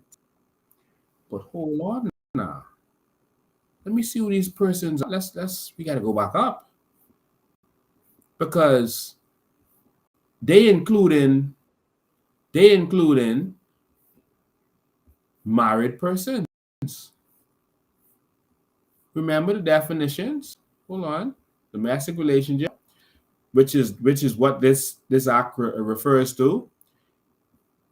If you are married, if you are or were married, so that means if you do one of that thing, if you are or were married, not an issue. Anyone see it? So now, the sexual abuse, and I can read more, there's more to it, includes person. So if you roll over, see, because if you're walking in the street and someone come up to you and grope you, grab your breast or your buttocks, that's a sexual assault. But now, based on the vague way that this law is defined, if you are married or were married to someone and you do that now, or living together as spouse, even though you're not spouse, and you do that now, that's sexual abuse. You see how they snuck that in there? Let me go back to sexual abuse and let you see it again. Sexual abuse means an act or behavior of an intimate nature forced upon a person without their consent. and may include, so you don't have to include, a sexual offense as specified under the Sexual Offences Act. I hope you all see that for your life. Sexual harassment means act of behavior of making unwelcome or inappropriate sexual remarks or physical advances. Let's keep going. Victim means a person against whom an act of violence has been or is being committed. It's a victim. What was violence? There it is. Violence means violence of any sort that results in physical, sexual, or psychological violence, including rape, sexual abuse, they didn't define it, torture, trafficking in persons, forced prostitution, kidnapping, sexual harassment, online harassment, or economic or financial abuse.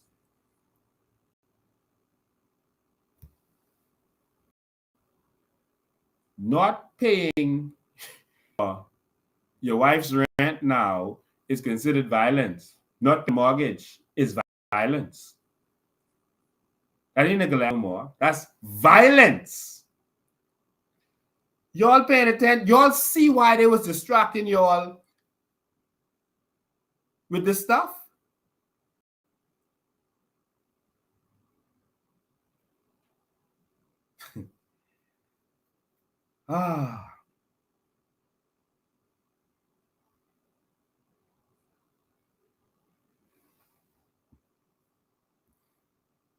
If it occurs in a domestic relationship, whether or not the offenders share the same household, is perpetrated by a person rather than. So if you're in a domestic relationship and you do violence, then you're in contravention.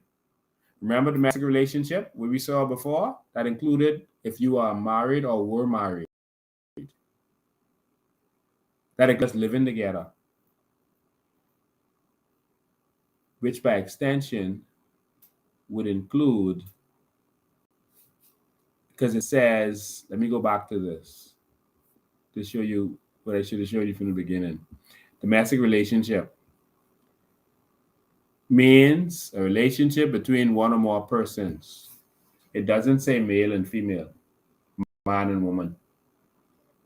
It could be man and man, woman and woman.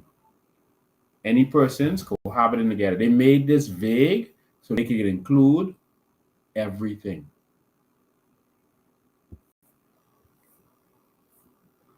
Are you paying attention?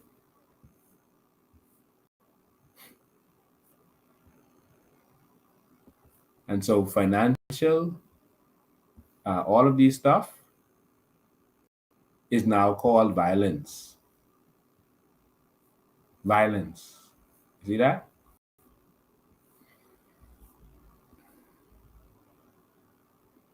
A court shall, in determining whether a person is in a domestic relationship, have regard to the place where the person's time is ordinarily spent. So even if that's your girlfriend, but she ain't really live with you, she got her own place, but she just be by you a lot, that's your wife.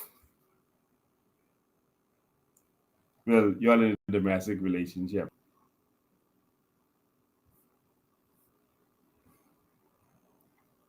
The manner in which the person's time is spent and the duration of the relationship, they could take any of these things into consideration.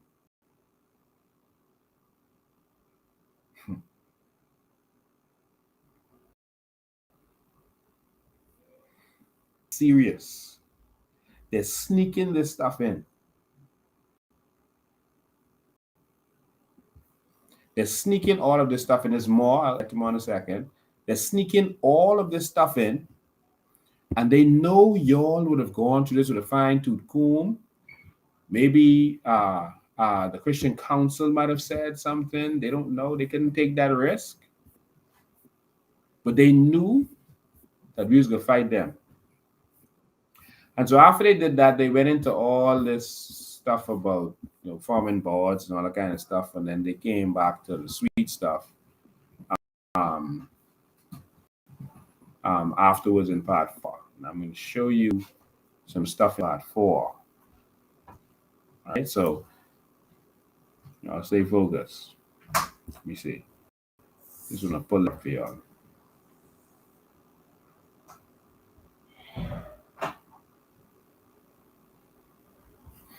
I can show you how crazy this whole thing is.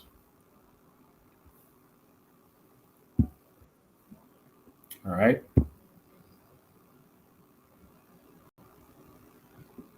Let me pull this back up for y'all. Okay, let's go. So now they telling you what cohabitation is. Domestic relationship.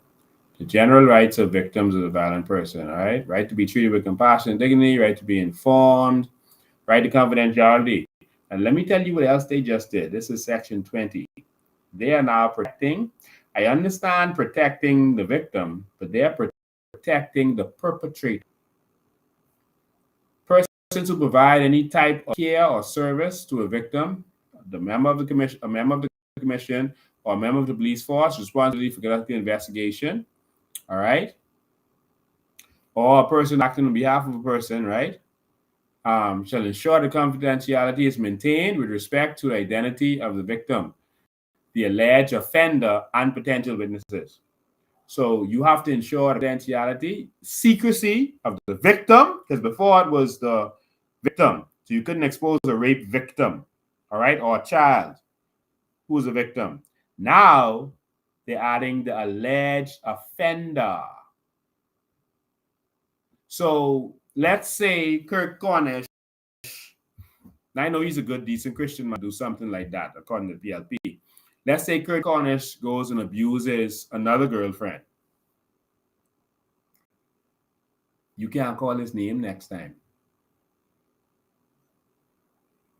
They making sure that if a politician ever does something out of the way again, you can't touch them. You can't, so not you can't touch them. You can't say their names. You can't call their names. They can keep it secret. This is what they just snuck in there. You can't expose the alleged offender. I understand victims, I understand witnesses, but the alleged offender and the person who contravenes that commits an offense and is liable on summary conviction to a fine not exceeding $5,000 or to imprisonment for a term not exceeding 1 year or to both. You go to jail for a year and pay $5,000. Right to privacy. A person shall not publish any report of an investigation under this act other than criminal proceedings, except with the leave of the court. Where a person reports proceedings under Section 1, that means this, the person shall protect the identity of the complainant, the alleged offender, and any witness. So when they report it now, they have to keep the offender secret. Did you all agree to the Bahamas? To keep these perpetrators secret? And the person who contravenes, any of them, again, is $5,000 or a year in jail. Serious offense. That is unconscionable. Now, when they make a complaint, there's a procedure for making a complaint. 23.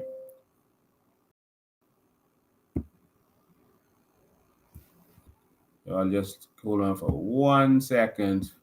We are, again, I have to pause for a second while I plug in. I'm sorry.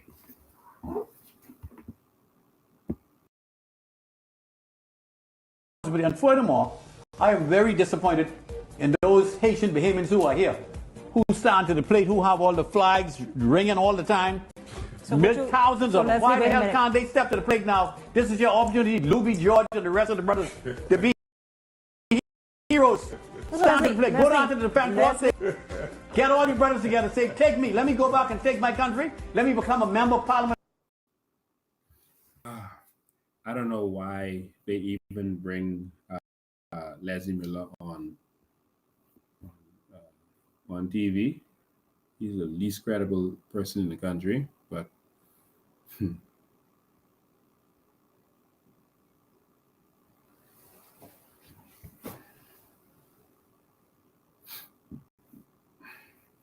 all right, let's get back to work. All right, y'all stay focused. Y'all, let's get back to work. All right. Okay, I think we lost it. Let me pull that back up. Let's get back to work. I want y'all to see this.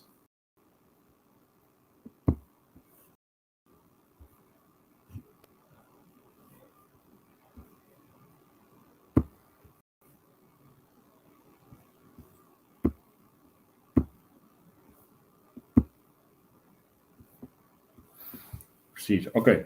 Procedure for making a complaint. Any person who is a victim, as defined under this act, or has information about a victim of violence, may lodge a complaint in person to the police. All right. So anyone may make a police. And this is what the police must do. They must prepare a written statement giving the following details. Details surrounding the alleged act, the age and gender. Oh, gender. They didn't say sex. Gender of the complainant. So, not the age and sex, the age and gender.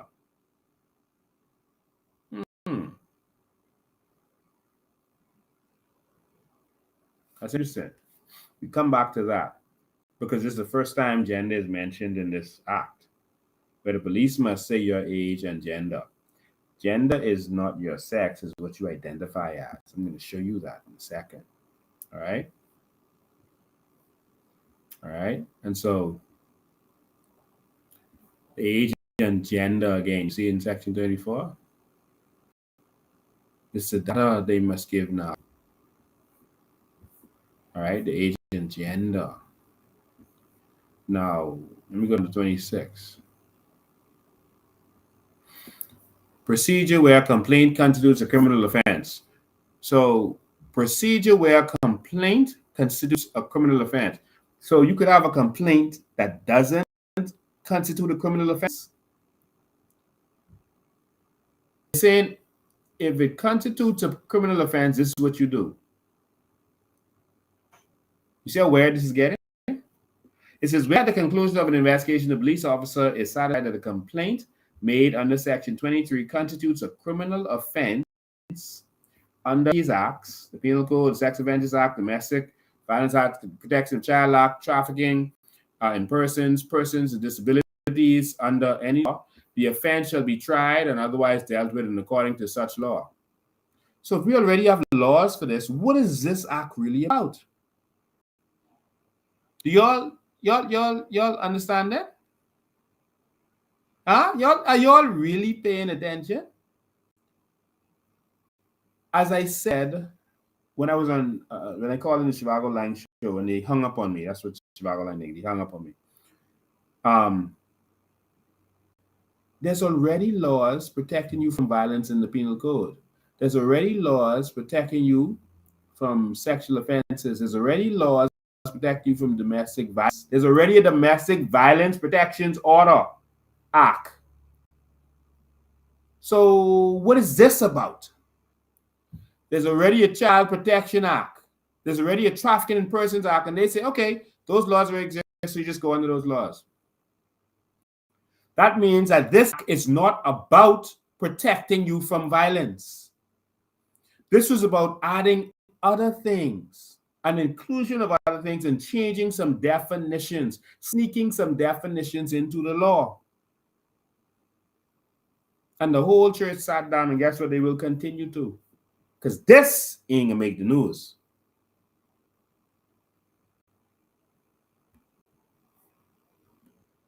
Now I'm gonna go to 33. Interpretation. In this part, close cases of death, violence related death, relative. So who's your relative? Your relative?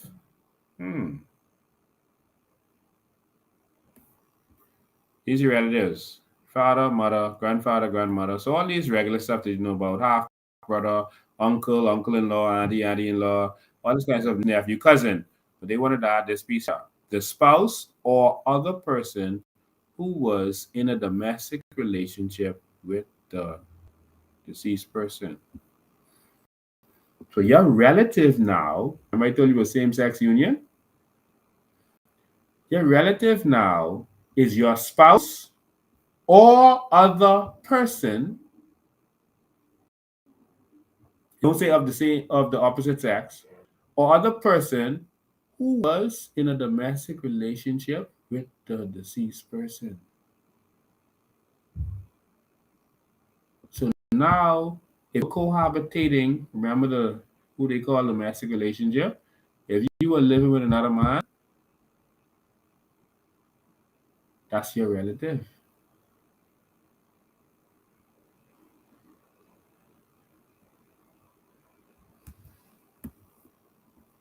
You see how they snuck these things in here?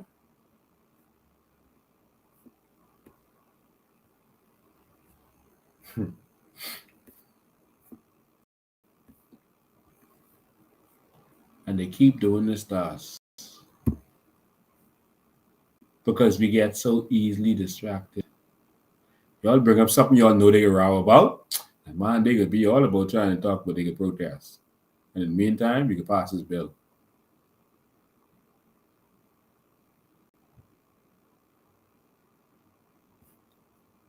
I hope we have some intelligent people who are able to grasp some of what I just said.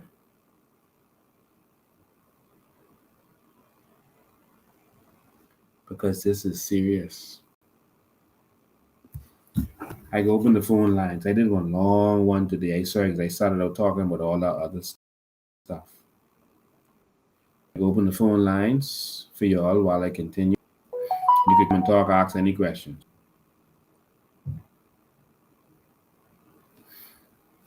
803-5995. You have to WhatsApp call. I know some of y'all like calling on regular line. I don't line no more. They listening. 803-5995. Let's talk. 803-5995. So now you got a marital rape has started. Because you see what they said what violence is? It includes rape, etc., etc. And is if you were married to or were married to the person, you see how they snuck that in there?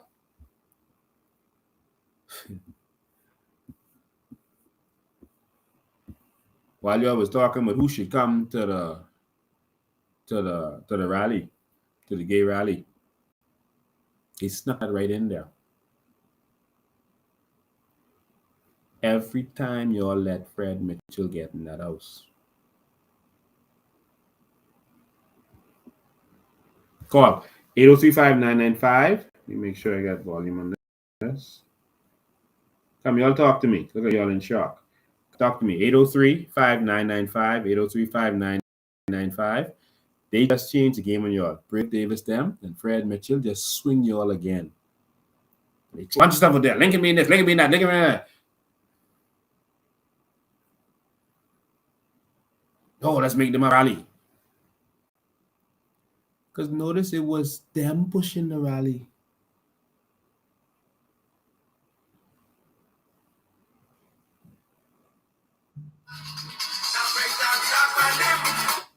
Y'all had him saying a bad word about Cassius. And he pushing a rally about stuff he saying they was doing. Y'all see them attacking him? Why you think they ain't attacking him? He's pushing a rally saying the government trying to put this thing in the schools. But not one troll attacked him. And not one said, don't go to the rally. Y'all wake up yet? Let's go to the phone lines. Good evening, you're live. Hi, Mr. Lincoln Bean. I think you just put the Bahamas or all the Bahamians who are listening to you tonight in a coma. Because I'm really trying to digest this because this is new news to us. I'm trying to figure out when they passed this law again, because they did this with the natural That just went through the the Senate at the end of this week. That went in the House last week. Okay, It's the bill where the women's groups were telling the government that this is very inadequate. This ain't really dealing with the stuff they wanted to deal with, and they were all up in arms about this. Okay, I recall the women speaking up. But that's because this wasn't about that. This was about sneaking some other stuff in there. We see what it's about. You just read it, and now we see what it's about. I'm trying to figure out why go to this extreme when we have laws in the books that they're not adhering to concerning our rights as Bahamians. We have laws in the book. You had us go through the Constitution. You had us go through penal codes. You had us go through all kind of laws. So we know we have laws on the books to protect persons. Forget that gender thing, because I don't even know what that's all about. Persons who need help. Crime is crime. It doesn't matter if the person is gay or not, a sinner or not, a saint, or old woman, a child. Any offenses against any of those persons, once they report it, is a crime. So I'm trying to figure out why go to this extreme. Because this wasn't about protection against violence. The laws already exist to protect you against violence. No one in the they already had the Domestic Violence Act and all. None of this was about that. Remember when the referendum and they had the 4 questions, the first 3 questions, I came and I told everyone they don't need to go to referendum for them. They could just go in the House and pass them. Say, oh, don't listen to Lincoln. I said, this is about bill number 4, which is going to now allow gay marriage and introduce this homosexuality into our culture. And the church did stand up on that one. But Brave Davis them realized that if they called this the gender equality bill, everyone was going to start reading through it and paying attention. Okay, they know we are against this gay flag that went up a month ago, I think it was, or 2 months ago. Yes. Now, I understand you're on U.S. soil, but you are in the Bahamas, this country. Regardless of these diplomatic little rulings and stuff, that's our country. Why wasn't they allowed that flag to stay up that long? And then they said they were going to have some rally 20 days in. Like that don't make no sense. Why would stop with that flag? I mean, most people won't say it. It's a symbol. It's a symbolic appearance of having a flag, a gay flag with all the rainbow colors next to the U.S. When we are going to allow this? When we allow that? And then say you having a rally 20 days later. But no, you won't deal with the flag. You won't carry it on. Yeah. So this now is true. We have this issue on top of all the other issues. Yeah. Well, like I said, maybe this can make sense. So you say this is now passed in the House?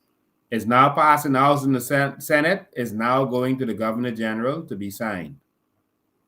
All right. Well, Bahamian people are And here. the whole Bahamas fell asleep and let them sneak that in. And again, like I said to you, whole rally that was against the actions of the government, and not one troll was attacking Cassius then, because that was the plan to distract you. This is my part. The part is the Governor General office. Bahamians need to be out there. You need to call this urgent. This ain't no play. That's all I want to say on that. Because this is now the Bahamians in coma who's not even aware of this bill. Never saw it, never read it. Yep. While we were talking about book in school that was never going into school. While we were talking about adding something to the curriculum that was never going to be added to the curriculum. Distraction. Yeah. Okay, I got you. All right. My friend, what is his name? Farmer Cates always talk about circumvention and misdirection. And he didn't realize that's what they were doing to us again. Thank you. 8035995. I saw some of y'all trying to call in. 8035995. 8035995. That is the number to call in. Circumvention, misdirection. You have a lot of Bahamians who pretend to be smart, but they don't see the tricks of the politicians. And I committed myself to always telling you when there's tricks in your life. Thinking, man. How you doing? I am all right. I am not surprised at what you're saying. And if you get a chance to listen to my little voicemail to you, I was telling you instead of see the peer trip no trolls.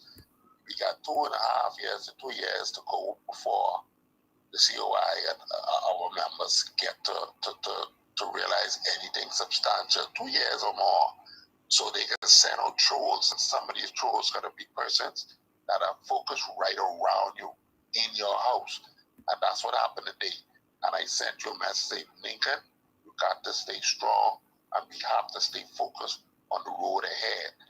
Because that is exactly what they can do. They control distractions at every angle. I was not surprised because I learned some of the COI members that this 150, they already tried that before. The UN has already passed a resolution with America and Canada. Them. It's just that none of them want to take the lead. You understand? So I don't know what resolution they waiting for. They said 150 members. You understand? But that is exactly what they was doing. Throwing out distractions to get it off, keep belling them. But the stuff that you read today is almost to me just like the Nationality Act. Because I heard a lot of stuff in there that contravenes the Constitution of the Bahamas. Yeah. You understand? A lot of stuff in there. So if I was us, I wouldn't be too much worried about that. Because any lawyer would wait they saw could get most of that stuff thrown. And that's my contribution for the day. Thank you, man. I'll take another call. Hello? Okay. 8035995, 8035995. 8035995 is the number. 8035995. Call us in. What do you think about all this stuff that you've seen? I think it's just incredulous that we always get outsmarted by these same people. Always get outsmarted by these same politicians. Every election, we get swing. Every time, we get swing. Every time. And it's like, as a people, we just don't learn. And they're going to continue to make you focus on me. Oh, Lincoln is a bad guy. Focus on him. You know, look at him. He has a civil case. I mean, I don't know what Bahamians are going to do. But if we don't do something, we could be in trouble. And we got 3 more years of this. All right? 3 more years of this. I want to, while I'm still on this, you know, I saw someone told me about a Facebook post. They told me about a Facebook post where they were saying that I need more men behind me. And yeah, this was the cry from Finland and was out, the original PLP. It seems like women are always willing to fight for a country because they want a country for their children. Men worry about today. It seems like they don't care. They can care less about the future. They worry about right now.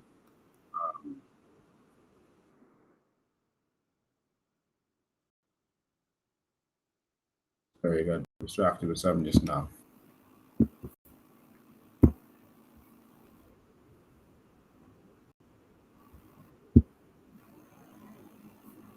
Yeah, so there was a post saying that, you know, that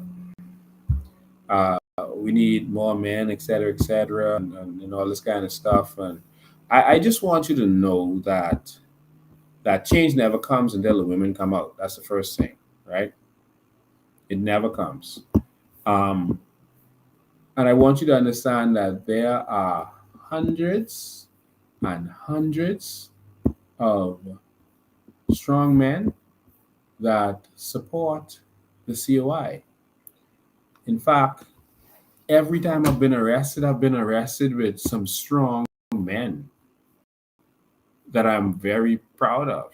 Trying to push this narrative that Lincoln, what they're saying, Lincoln pushes intelligent men or strong men away. And I do not. I encourage leaders. I've been doing that for a long time. I'm the king of delegation.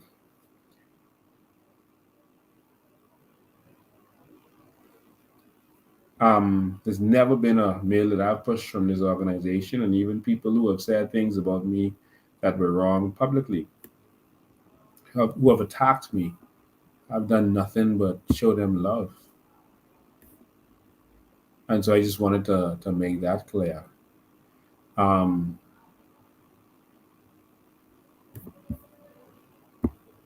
To Mr. Cates and others who said that I should have been at that rally. Let me take this call first, and then I'll get there. Good evening. Good evening, you're live.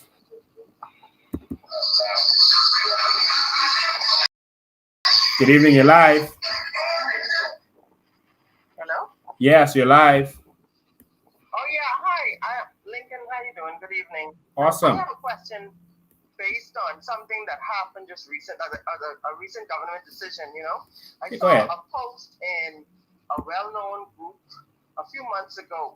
I don't know if it was done in jest. I think it was, where the person was asking for a contingent of Bahamians to go down to Haiti, and you know, the post said, you know, you'll have to pay your own way, but we'll provide food for you. But we're going to Haiti, and we're going to take up land the same way they do it here in the Bahamas, and we're going to show them what squatting looks like from our perspective. So after that post was put up, I mean, not one, not two, not five, but dozens of Haitians came under the post, and they were like, if y'all bad, y'all come here and we will kill all of you.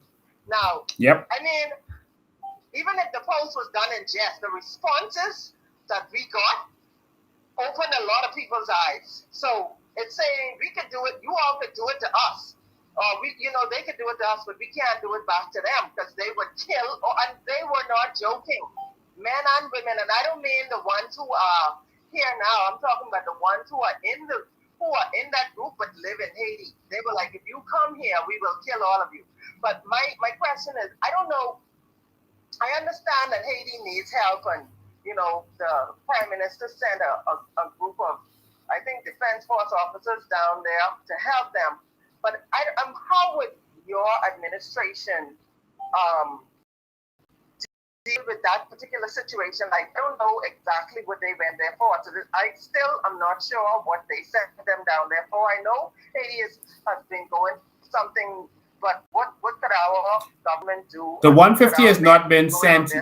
Yes, the 150. Sounds like it's a little sketchy in terms of the people, you know, their level of violence and stuff like that, because those responses opened my eyes. Well, firstly, to what you said about that comment, it is unlawful for any foreigner or Haitian living abroad to own property in Haiti. They have laws to protect their land. Your country is your land. If you allow another country or outsiders to buy up all of your land, you have no country. Think about that. And so that's why every country has laws in place to protect their land. All right? And especially small countries. And so if we keep letting foreigners buy up all our land, eventually we won't have a country. That's why we had the Immovable Properties Act. Haiti has law to protect their land.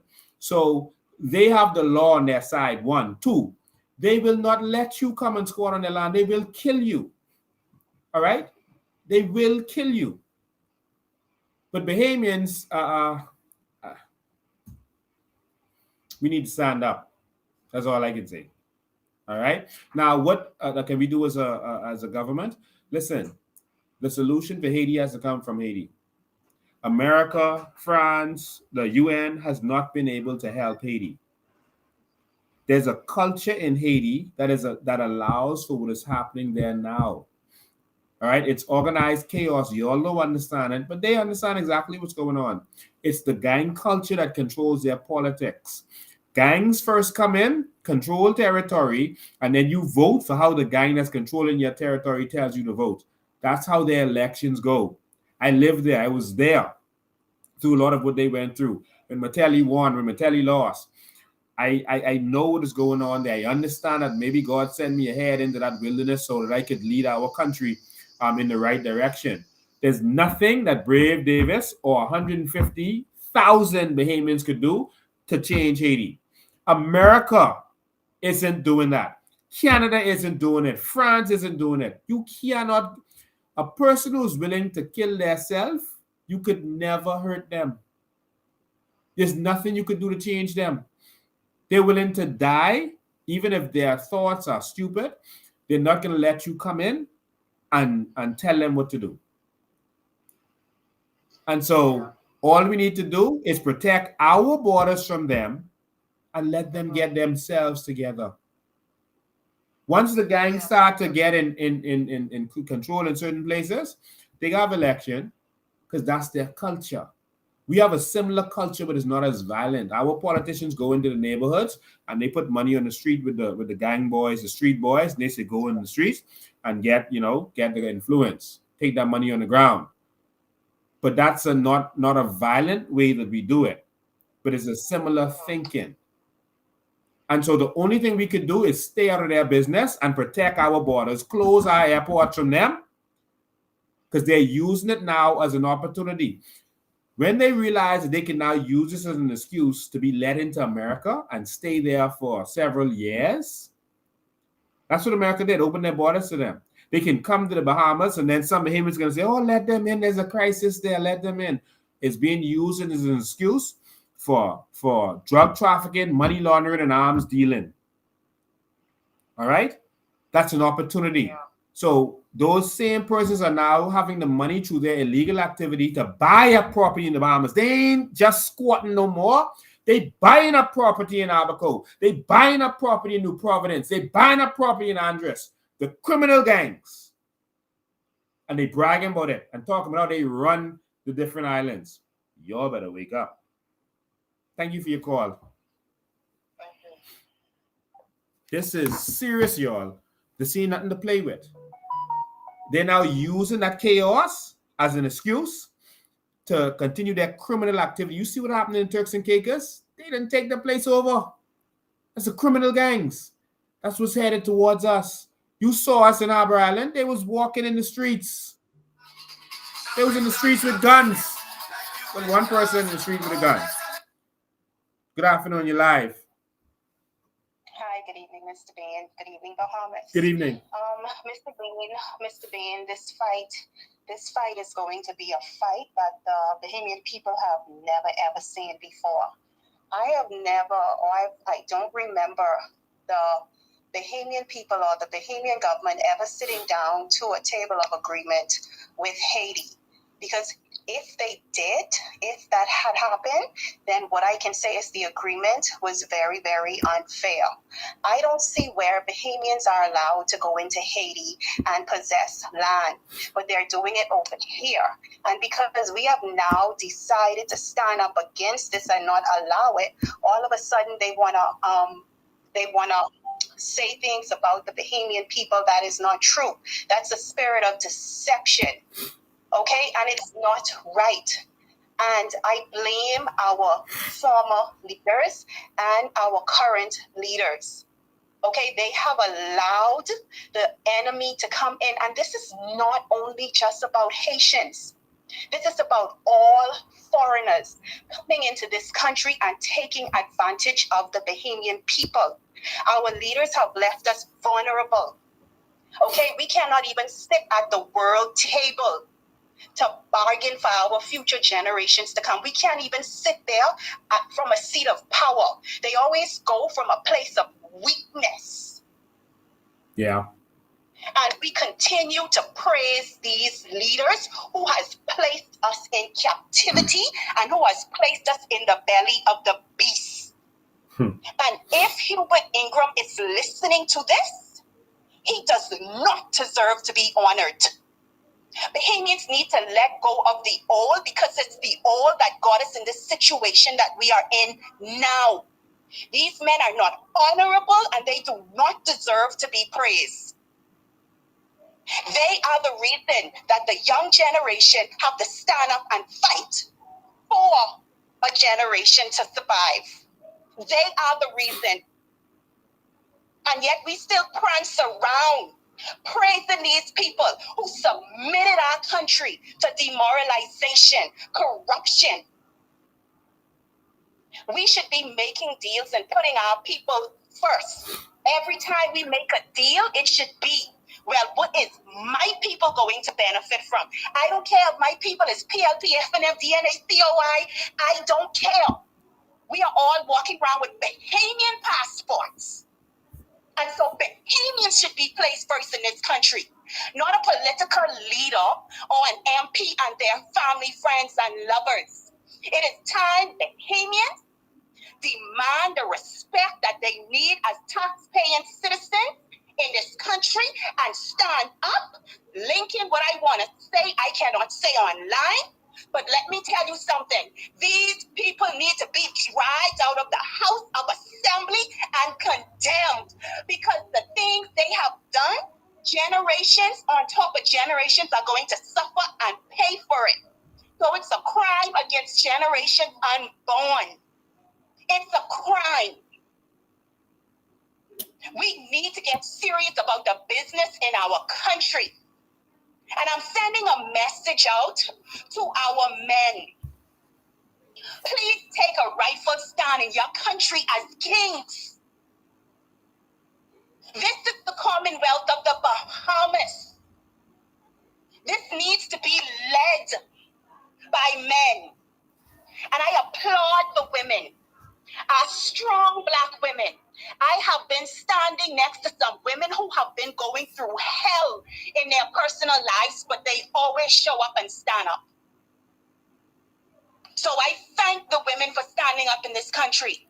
And we are going to continue waiting for our men to stand. We have men standing, but it's not enough. Bahamians continue to march. We need to march on to a new Bahama land. Whatever that march is to you, it's time for us to march on to a new Bahama land. We have to be willing to let go of the old so we can walk into the new. Thank you, Mr. Bean. Thank you, too.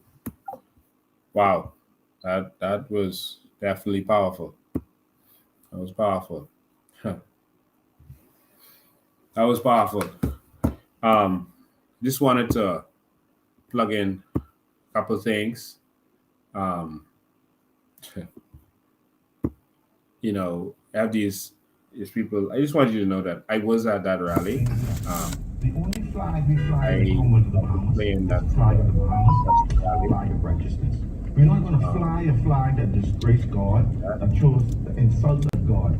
We are a Christian nation, and that means, and in case they didn't tell you when you came through immigration, God will. And so after every speaker, there was a video. Hold on.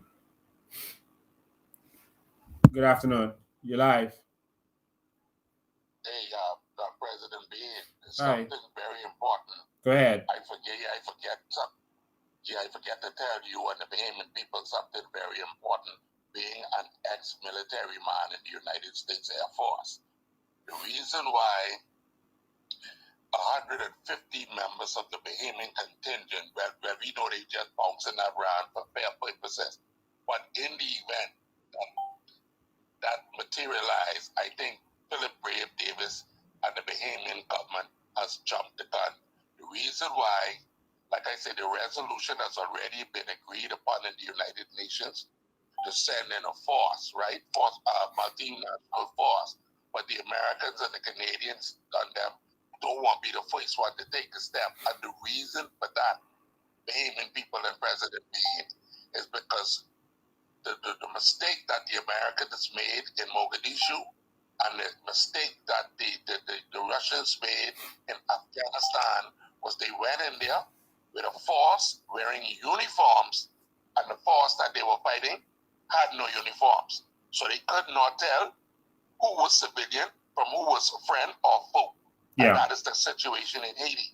If they go to Haiti and the Bahamian men are wearing uniforms, they will be easily identified as aggressors, and they wouldn't know which one of them nation, man, woman, or child, they got to shoot at. That's the problem. What Brave Davis is faced with. Thanks for taking my call again. Yeah, that is reality, and you have to remember they're saying nonsense that they're going in there to train, not to fight. They're going there to train them and do some support or whatever. You can't train the Haitian military. You have no idea what they're up against. That is nonsense. Then people fight in mountains and in city situations. We don't have city situations like them. All right, so we can't train them. They fight in the mountains where the air is thin. You're going to get tired. You're going to run out of breath. They will not. Just want you to see that. So I was just playing that video to show you that I was in my black truck. You could see the truck in there.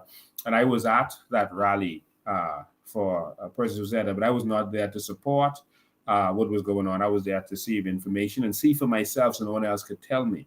I was there to see for myself that was about a person who was constantly on the screen between every speaker, and their name was on the screen behind every speaker. All right. And so that whole thing was a pure distraction.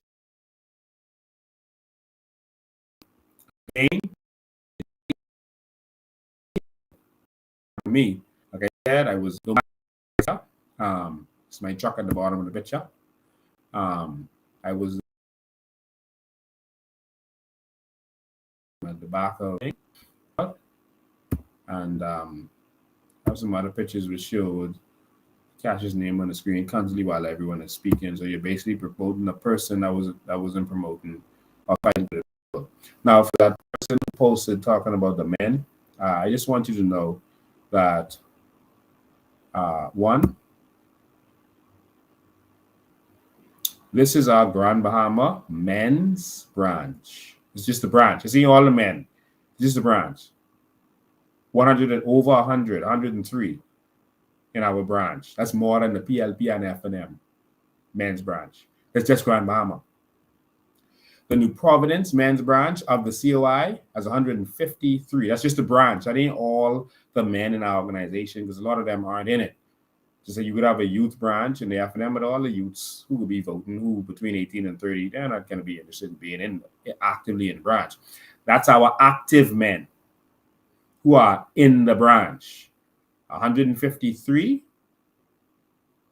in Nassau, and we have a men's branch in Grand Bahama, which is 103 persons. All right. So for those persons who think that men put that post up there about I run men, listen, no. There are men who are serious, and there are men who are behind this.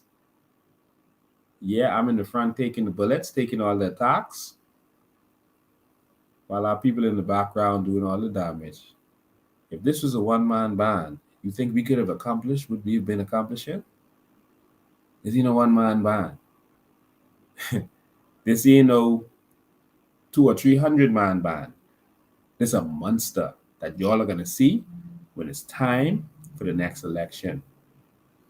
All right, and so we release our candidates. Sorry, not our candidates, our shadow ministers. We had 3 men and 3 women. It's a problem. We had our hosts of our rally, that a man and a woman.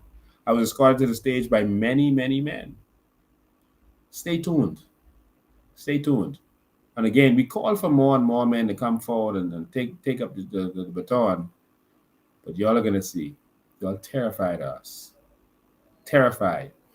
And so even persons would bring up KCX.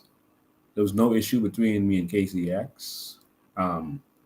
KCX was disappointed more at the Bahamian people. There was a time when the people who were part of his movement moved over to the COI, and he was angry at me for that. And I told him it's nothing to do with me. I didn't tell him to come. I had no conversation with them. And if Gatekeeper and other persons are on here, they could say that. And Tanya and other persons who were heading up that organization, he fell out with me for that. He was angry. But I told him, I can't tell these people what to do. I can't tell them go back to you if they don't want to. That's not my business. And that's why he was upset with me. All right. I did nothing wrong to him. And even after that, I showed him love, man to man. And I wanted to remind you of that because he went on radio, not radio, TV, and he said Lincoln Bain is a snake. he felt like I got those persons to leave his organization and come with mine. I didn't. I didn't. They just did that. So I'm going to play this last video for you. I had a good time with y'all today. I'm going to play this video, and then I'm going to end. It's like 10 minutes. All right. See this troll on here, Desmond B. Williams. Notice I don't block him. I let him talk. See, the PLP has a lot of homosexual persons in their party, and they like to troll men. So just got to let them. He's trying to cut up with me, but I don't do the Fred Mitchell thing. Ladies and gentlemen, after KCX said what he had to say, did what he had to do, this is the conversation I had with him. We came on the live, and I let him talk. This is it. This is what men do. We talk it over. Relates to KCX, the truth about KCX, the man been trying. He been fighting. He's going through stuff. He has his health that he needs to focus on. He has to deal with. And I will tell you from my standpoint, as far as I'm concerned, he's a legendary Bahamian. I don't have anything negative to say about him. And that's it. So I'm actually going to get KCX on the phone right now. He asked me to call him during this broadcast. So I'm literally going to call him during this broadcast and give him a chance to say what he has to say, and then we go from there. Let me see.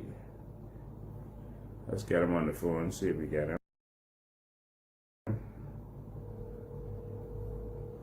Put him on speaker.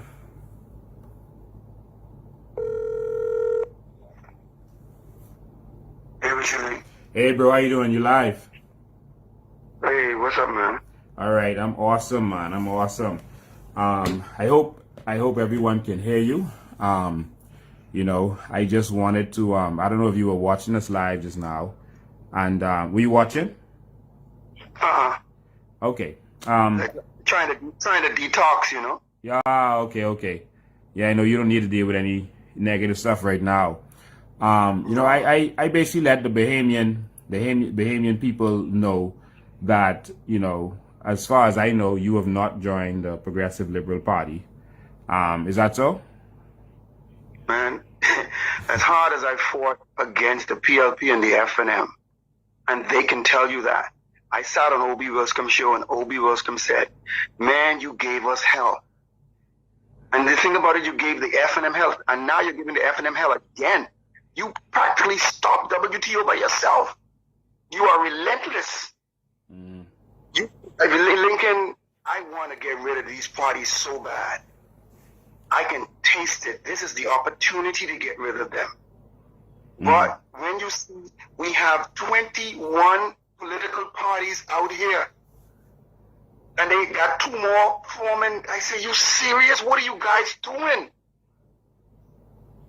This is about the country. This is about us. This is about the next generation. Yeah. And I don't feel the love, bro. Yeah. I don't feel the love from my people. And like I said to you earlier, our people don't recognize their own and the greatness that they have among them. We often quote Miles Monroe, right? But Miles Monroe had to go out of this country to get respect. We have to change that. Mm-hmm. Yeah. Me and Coakley said to me, You know, there's never been an activist that has done as much as you. He said, and I'm not talking about the Bahamas. I'm talking about the globe. You've lost everything fighting for your country, even your health. Mm-hmm. I got no support, Link. I got no support, and I'm the easiest person for someone to turn their back on. Because I don't act like a god. There's no one out there can tell you, Casey talked to me like a dog, or Casey just disrespect me. I try to make everybody understand that there's a God inside them, and they deserve better. You should not be worshiping these members of parliament, especially the PLP and the F&M, who did this to us. Yeah. Well, I wanna say this to you as a person. I recognize the hard work that you have given over the years. I recognize it, and I see it, and I think everybody should recognize it. Many times a prophet isn't respected in his own home. I've experienced that, and I have no problem with that, because what I do, I don't do unto people. I do because it's the right thing to do. I do it unto God, and I do it just because it's right, and that's it. I don't care if anyone appreciates it. Normally they appreciate you when you're gone. But I will say this to you, KCX, as a brother, that, a lot of people went after you today because of what they heard in the voice note and that kind of stuff. I'm going to say this to you, that as a brother, I love you and I appreciate you. All right? Same here. Like I said to you earlier also, you understand that everything that I've worked for in terms of labor of love for this country, I laid at your feet and I stood with you. And I stand with you again. I stand with Lincoln Bain again today. I don't care what they think, that's their business. What you are on is a cause that is possible. It can work. The only problem we have is we have so many people pulling against this movement. They don't want nothing to do with us. They don't think it could work. And what else could work? You think with 21 political parties out there, they're not going to play a role in taking some votes away from us, or people saying, no, I can't take a chance because you're too fragmented, and go back to either the PLP or the F&M? That's what's going to happen. This is the same thing that took place in 2011. KCX, I want you to understand something. 2021 is not 2011. 2021 is not 2017. There is a different thing going on. There's a total different thing going on. Bahamians have woken up. They have gone back and forth so many times that they've experienced something. You can see it in the air. There are more people for us than against us. And this is a battle of faith. This is a battle that you've been fighting for the last 30 years. You cannot give up on the last stretch. You cannot run the 400-meter dash and give up at 380 meters. You have to die for the finish line if you have to. This is not going to be easy. And I told you and everybody else involved with this that this is not going to be easy. That this is billions and trillions of dollars at stake. And that these people are going to fight. And they're going to fight us. And they're going to send people to try to get us to turn on each other and turn against each other. They're going to try to get other parties to not join up on us. They're going to try to fund those other third parties to make them feel that they have a chance so that they won't agree with us.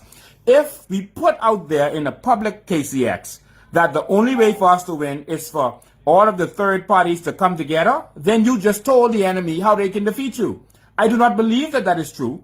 But if you tell them, then all they got to do is go to the other third parties and say, listen, we'll fund you all. Don't join with Lincoln and KCX them. You just told them how to beat you. All right? And what do you think they're going to do? They're going to take that money and they're going to do what they have to do, because there is trillions of dollars at stake over the next 5 years. All right? And so we know that this is a serious battle, and we cannot let them deter us from what we have to do. The Bahamian people are depending on us. They are depending on us to finish this and finish this strong. We have a few months to the new Bahamas. Minister has to call this election in short order, because they're going to raise VAT to 15% and then to 20%. All right, we have a few months to the new Bahamas. We cannot get weary. I don't sleep. I work. I push every single day and night, and you can't get weary. You cannot align with everyone. If aligning with everyone is how you're going to get success, then you are never going to get success. You have to align with people who have the same mindset and vision as you. That's not everyone. People who are not going to sell out. If you feel like you have to align with everyone, then you're going to end up lining up with sellouts. You have to be able to identify those sellouts and cut them off. If your right hand offends you, cut it off, Jesus said. It's not everyone you can align with. Some people got to go. And you have to understand that. I'm not looking for friends. I'm looking for soldiers who are going to stand up with us and do the right thing. If someone, and I've put it out there several times, KCX, I have told all of those third-party leaders, I am willing to sacrifice whatever it takes to make this happen. I've put it out there. To come to the table. I don't need to name whatever the organization is going to be. I don't need to be the leader. We just need to get this to happen. All right? Simple as that. We have put it out there to them. If they don't want to come, they don't want to come. The Bahamian people are ready for change. They know that we are the people who are going to stand up. This is not any time to be talking about Brave Davis and them. Listen, someone asked me the other day, Ortland Bodie, if I had a LH, I think a call I'd called in. If I had to choose between the F&M and PLP, which one would I choose? That's not a question I will even answer, because that is not the only options. We have an option now. All right? So I'm not going to be talking about if I have to choose. No, we don't have to join up with all the third parties. Last election, KCX, all the third parties combined. That was the most third parties in the history of the Bahamas. All the third parties combined couldn't even get to 10% of the vote of the DNA. People are going to choose the one they want. They're going to choose the third party that they want to go with. They're not going to split that. They've never split their vote between all the third parties. The third parties and independents have never gotten the amount of votes as the recognized third party. Never. So if they choose to come, they come. You have third party leaders who got 25 votes in their constituency last time. 25 votes. You have third-party leaders who got 9 votes in their constituency last time. If they don't want to come, then they don't want to come. We are on a mission for the Bahamian people. Don't get distracted. Everyone doesn't have to come. But who comes? We're going to stand up. If we are the 300, if we are the Gideon soldiers, we don't need 32,000. We need this 300 strong. And that is what I believe. Don't give up right before the end of the race. All right? If you want to take a break, you have to focus on your health or whatever it takes. That's up to you. But I am telling you that I am in this to the very end and to the last drop of my blood and to the last drop of my sweat. And no one is going to tell me that we cannot win this against these uncircumcised Philistines.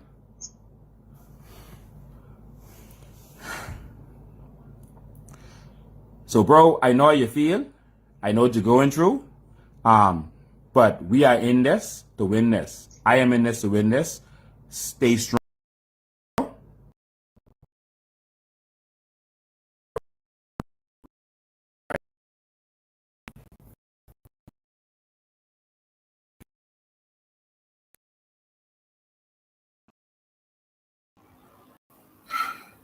Ladies and gentlemen, that was a conversation sometime before the last election with my brother, KCX. KCX apologized to me before he died. I did nothing but show him love. I did not retaliate or anything like that. And that's what I do. I don't go after my worst enemies for personal attacks on me. I couldn't care less. Listen. I have alligator skin. I'm a lion with alligator skin.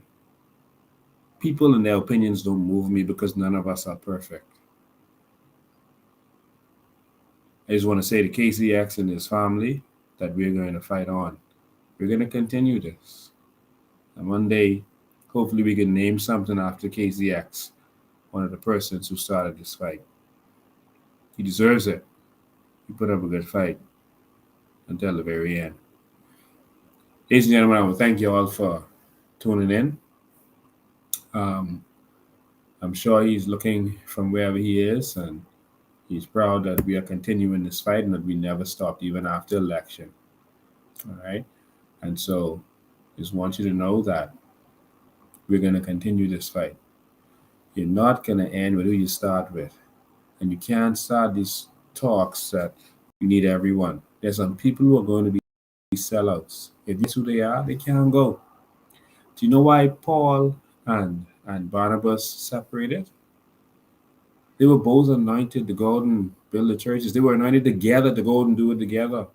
When the trouble came and the rough start parts came, Paul was attacked, stoned, whatever. There's a big fight. There was someone called John Marks, and he break off running, pretend he wasn't with them. You know, you always have these people who abandon you when it's the rough time. And after everything was cool, John Marks came again. They was going to continue on their journey. And Paul said, John Mark, you can't go with us. You're weak. You get in the way. You will sell out. Paul said, John Mark, you cannot come with us. Now, John Mark was Barnabas' cousin. And Barnabas said, but Paul, that's my cousin. He's like, your cousin is weak. He's a sellout. When the rough times came, he chickened out. And he left us. He cannot go with us.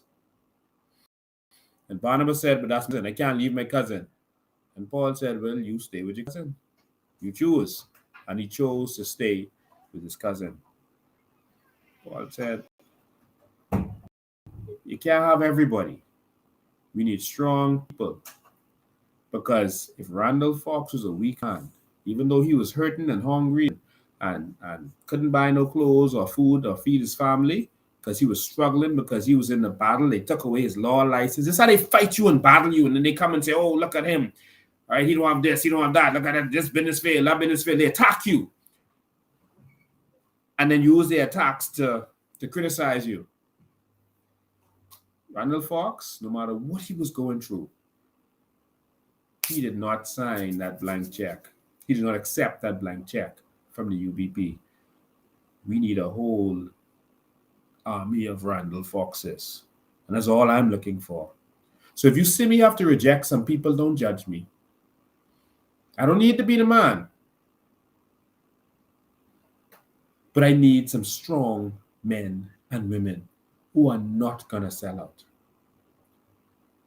That's all I'm looking for. And if I've seen you sell out before, you're going to prove yourself to me moving forward. Because if you're John Mark, you can't come with me. So, ladies and gentlemen, thank you. I'm going to continue to stand strong. This is a sacrifice for myself.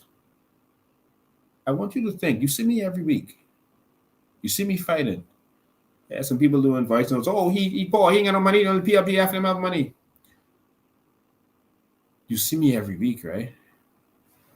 I'm not hungry. I don't need for nothing.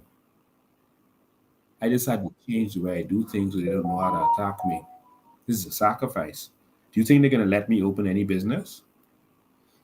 You know, since election, I attempted to open a business account at 2 banks, and they said no. Bank of the Bahamas and Commonwealth Bank. I have the letters. Why? I just come from the top.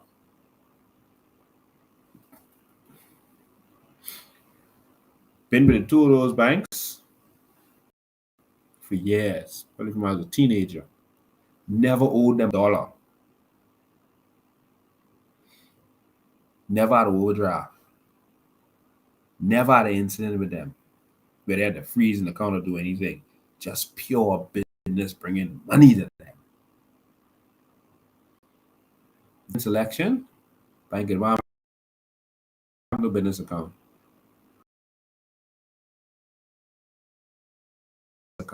This country we have. And you see, I don't talk about myself, you know. I talk about my personal battles. I'm busy fighting for everyone else. But I just think it's good for you all to know these things. It took us almost a year to open up our COI bank account, you know. Almost a year. And guess what? I'm not on the account.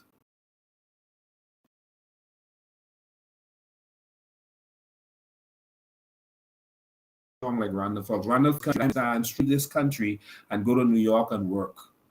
Hustle, wash dishes. Because he believed that we could have a better Bahamas run by Bahamians, black Bahamians.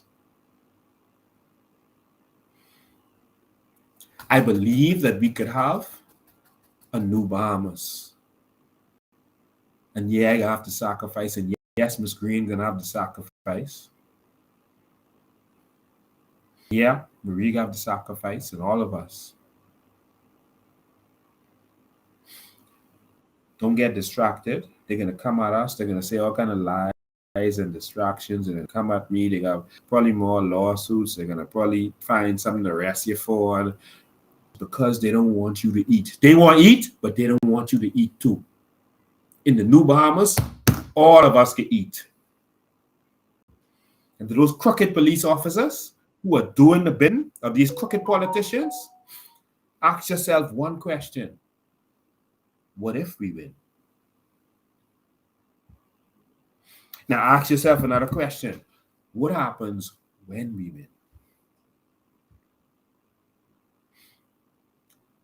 Follow every lawful order, but you are not obligated to follow any unlawful order. That's all I have to say about that. Ladies and gentlemen, thank you all for tuning in. We're doing this because we love you as Bahamians, and we're doing this because we love our country, and that's all it is for us. We're doing this because of love. Thank you to all of you. We can have a new Bahamas. We will have a new Bahamas. We went extra long today because I started out talking about all this other stuff. I just thought I should clear the air. Stop sharing these nonsense. These fools lying and trying to distract you while they're passing bills like what you saw Tuesday. If you're just tuning in to the office of the Governor General, that's opposite Montague. So if you want to come, you can come. We're going to be across the street on Montague. We're going to have a press conference. We're inviting the media to come out. They like to run when Pintad call them. So hopefully they'll come out. Otherwise, we'll be on live. And we're going to you what exactly it is we are filing for the Commission of Inquiry for, and then we're going to deliver it to the Governor General. All right, it's a act of democracy. All right, that's all it is. All right, and we're going to be in Andros next weekend, August the 18th. We're going to be in Andros. We're going to be at the Clara L. McKenzie Preschool in South Andros on the 18th, and on the 19th, we're going to be at the Mangrove Key, South Andros. So if you have family and friends in South Andros, tell them that change is coming to South Andros. We're going to every island, every constituency. It's going to take some time, so it's a good thing we have some time. Please support us. If you're able to, please contribute to what we're doing.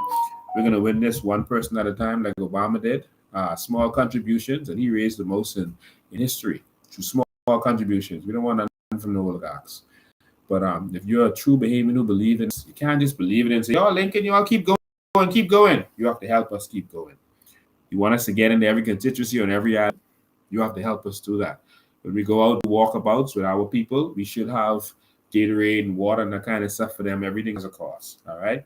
The PLP and the FNM, they're constantly out there raising funds. But they make sport of us when we go out there and raise funds. But that's fine.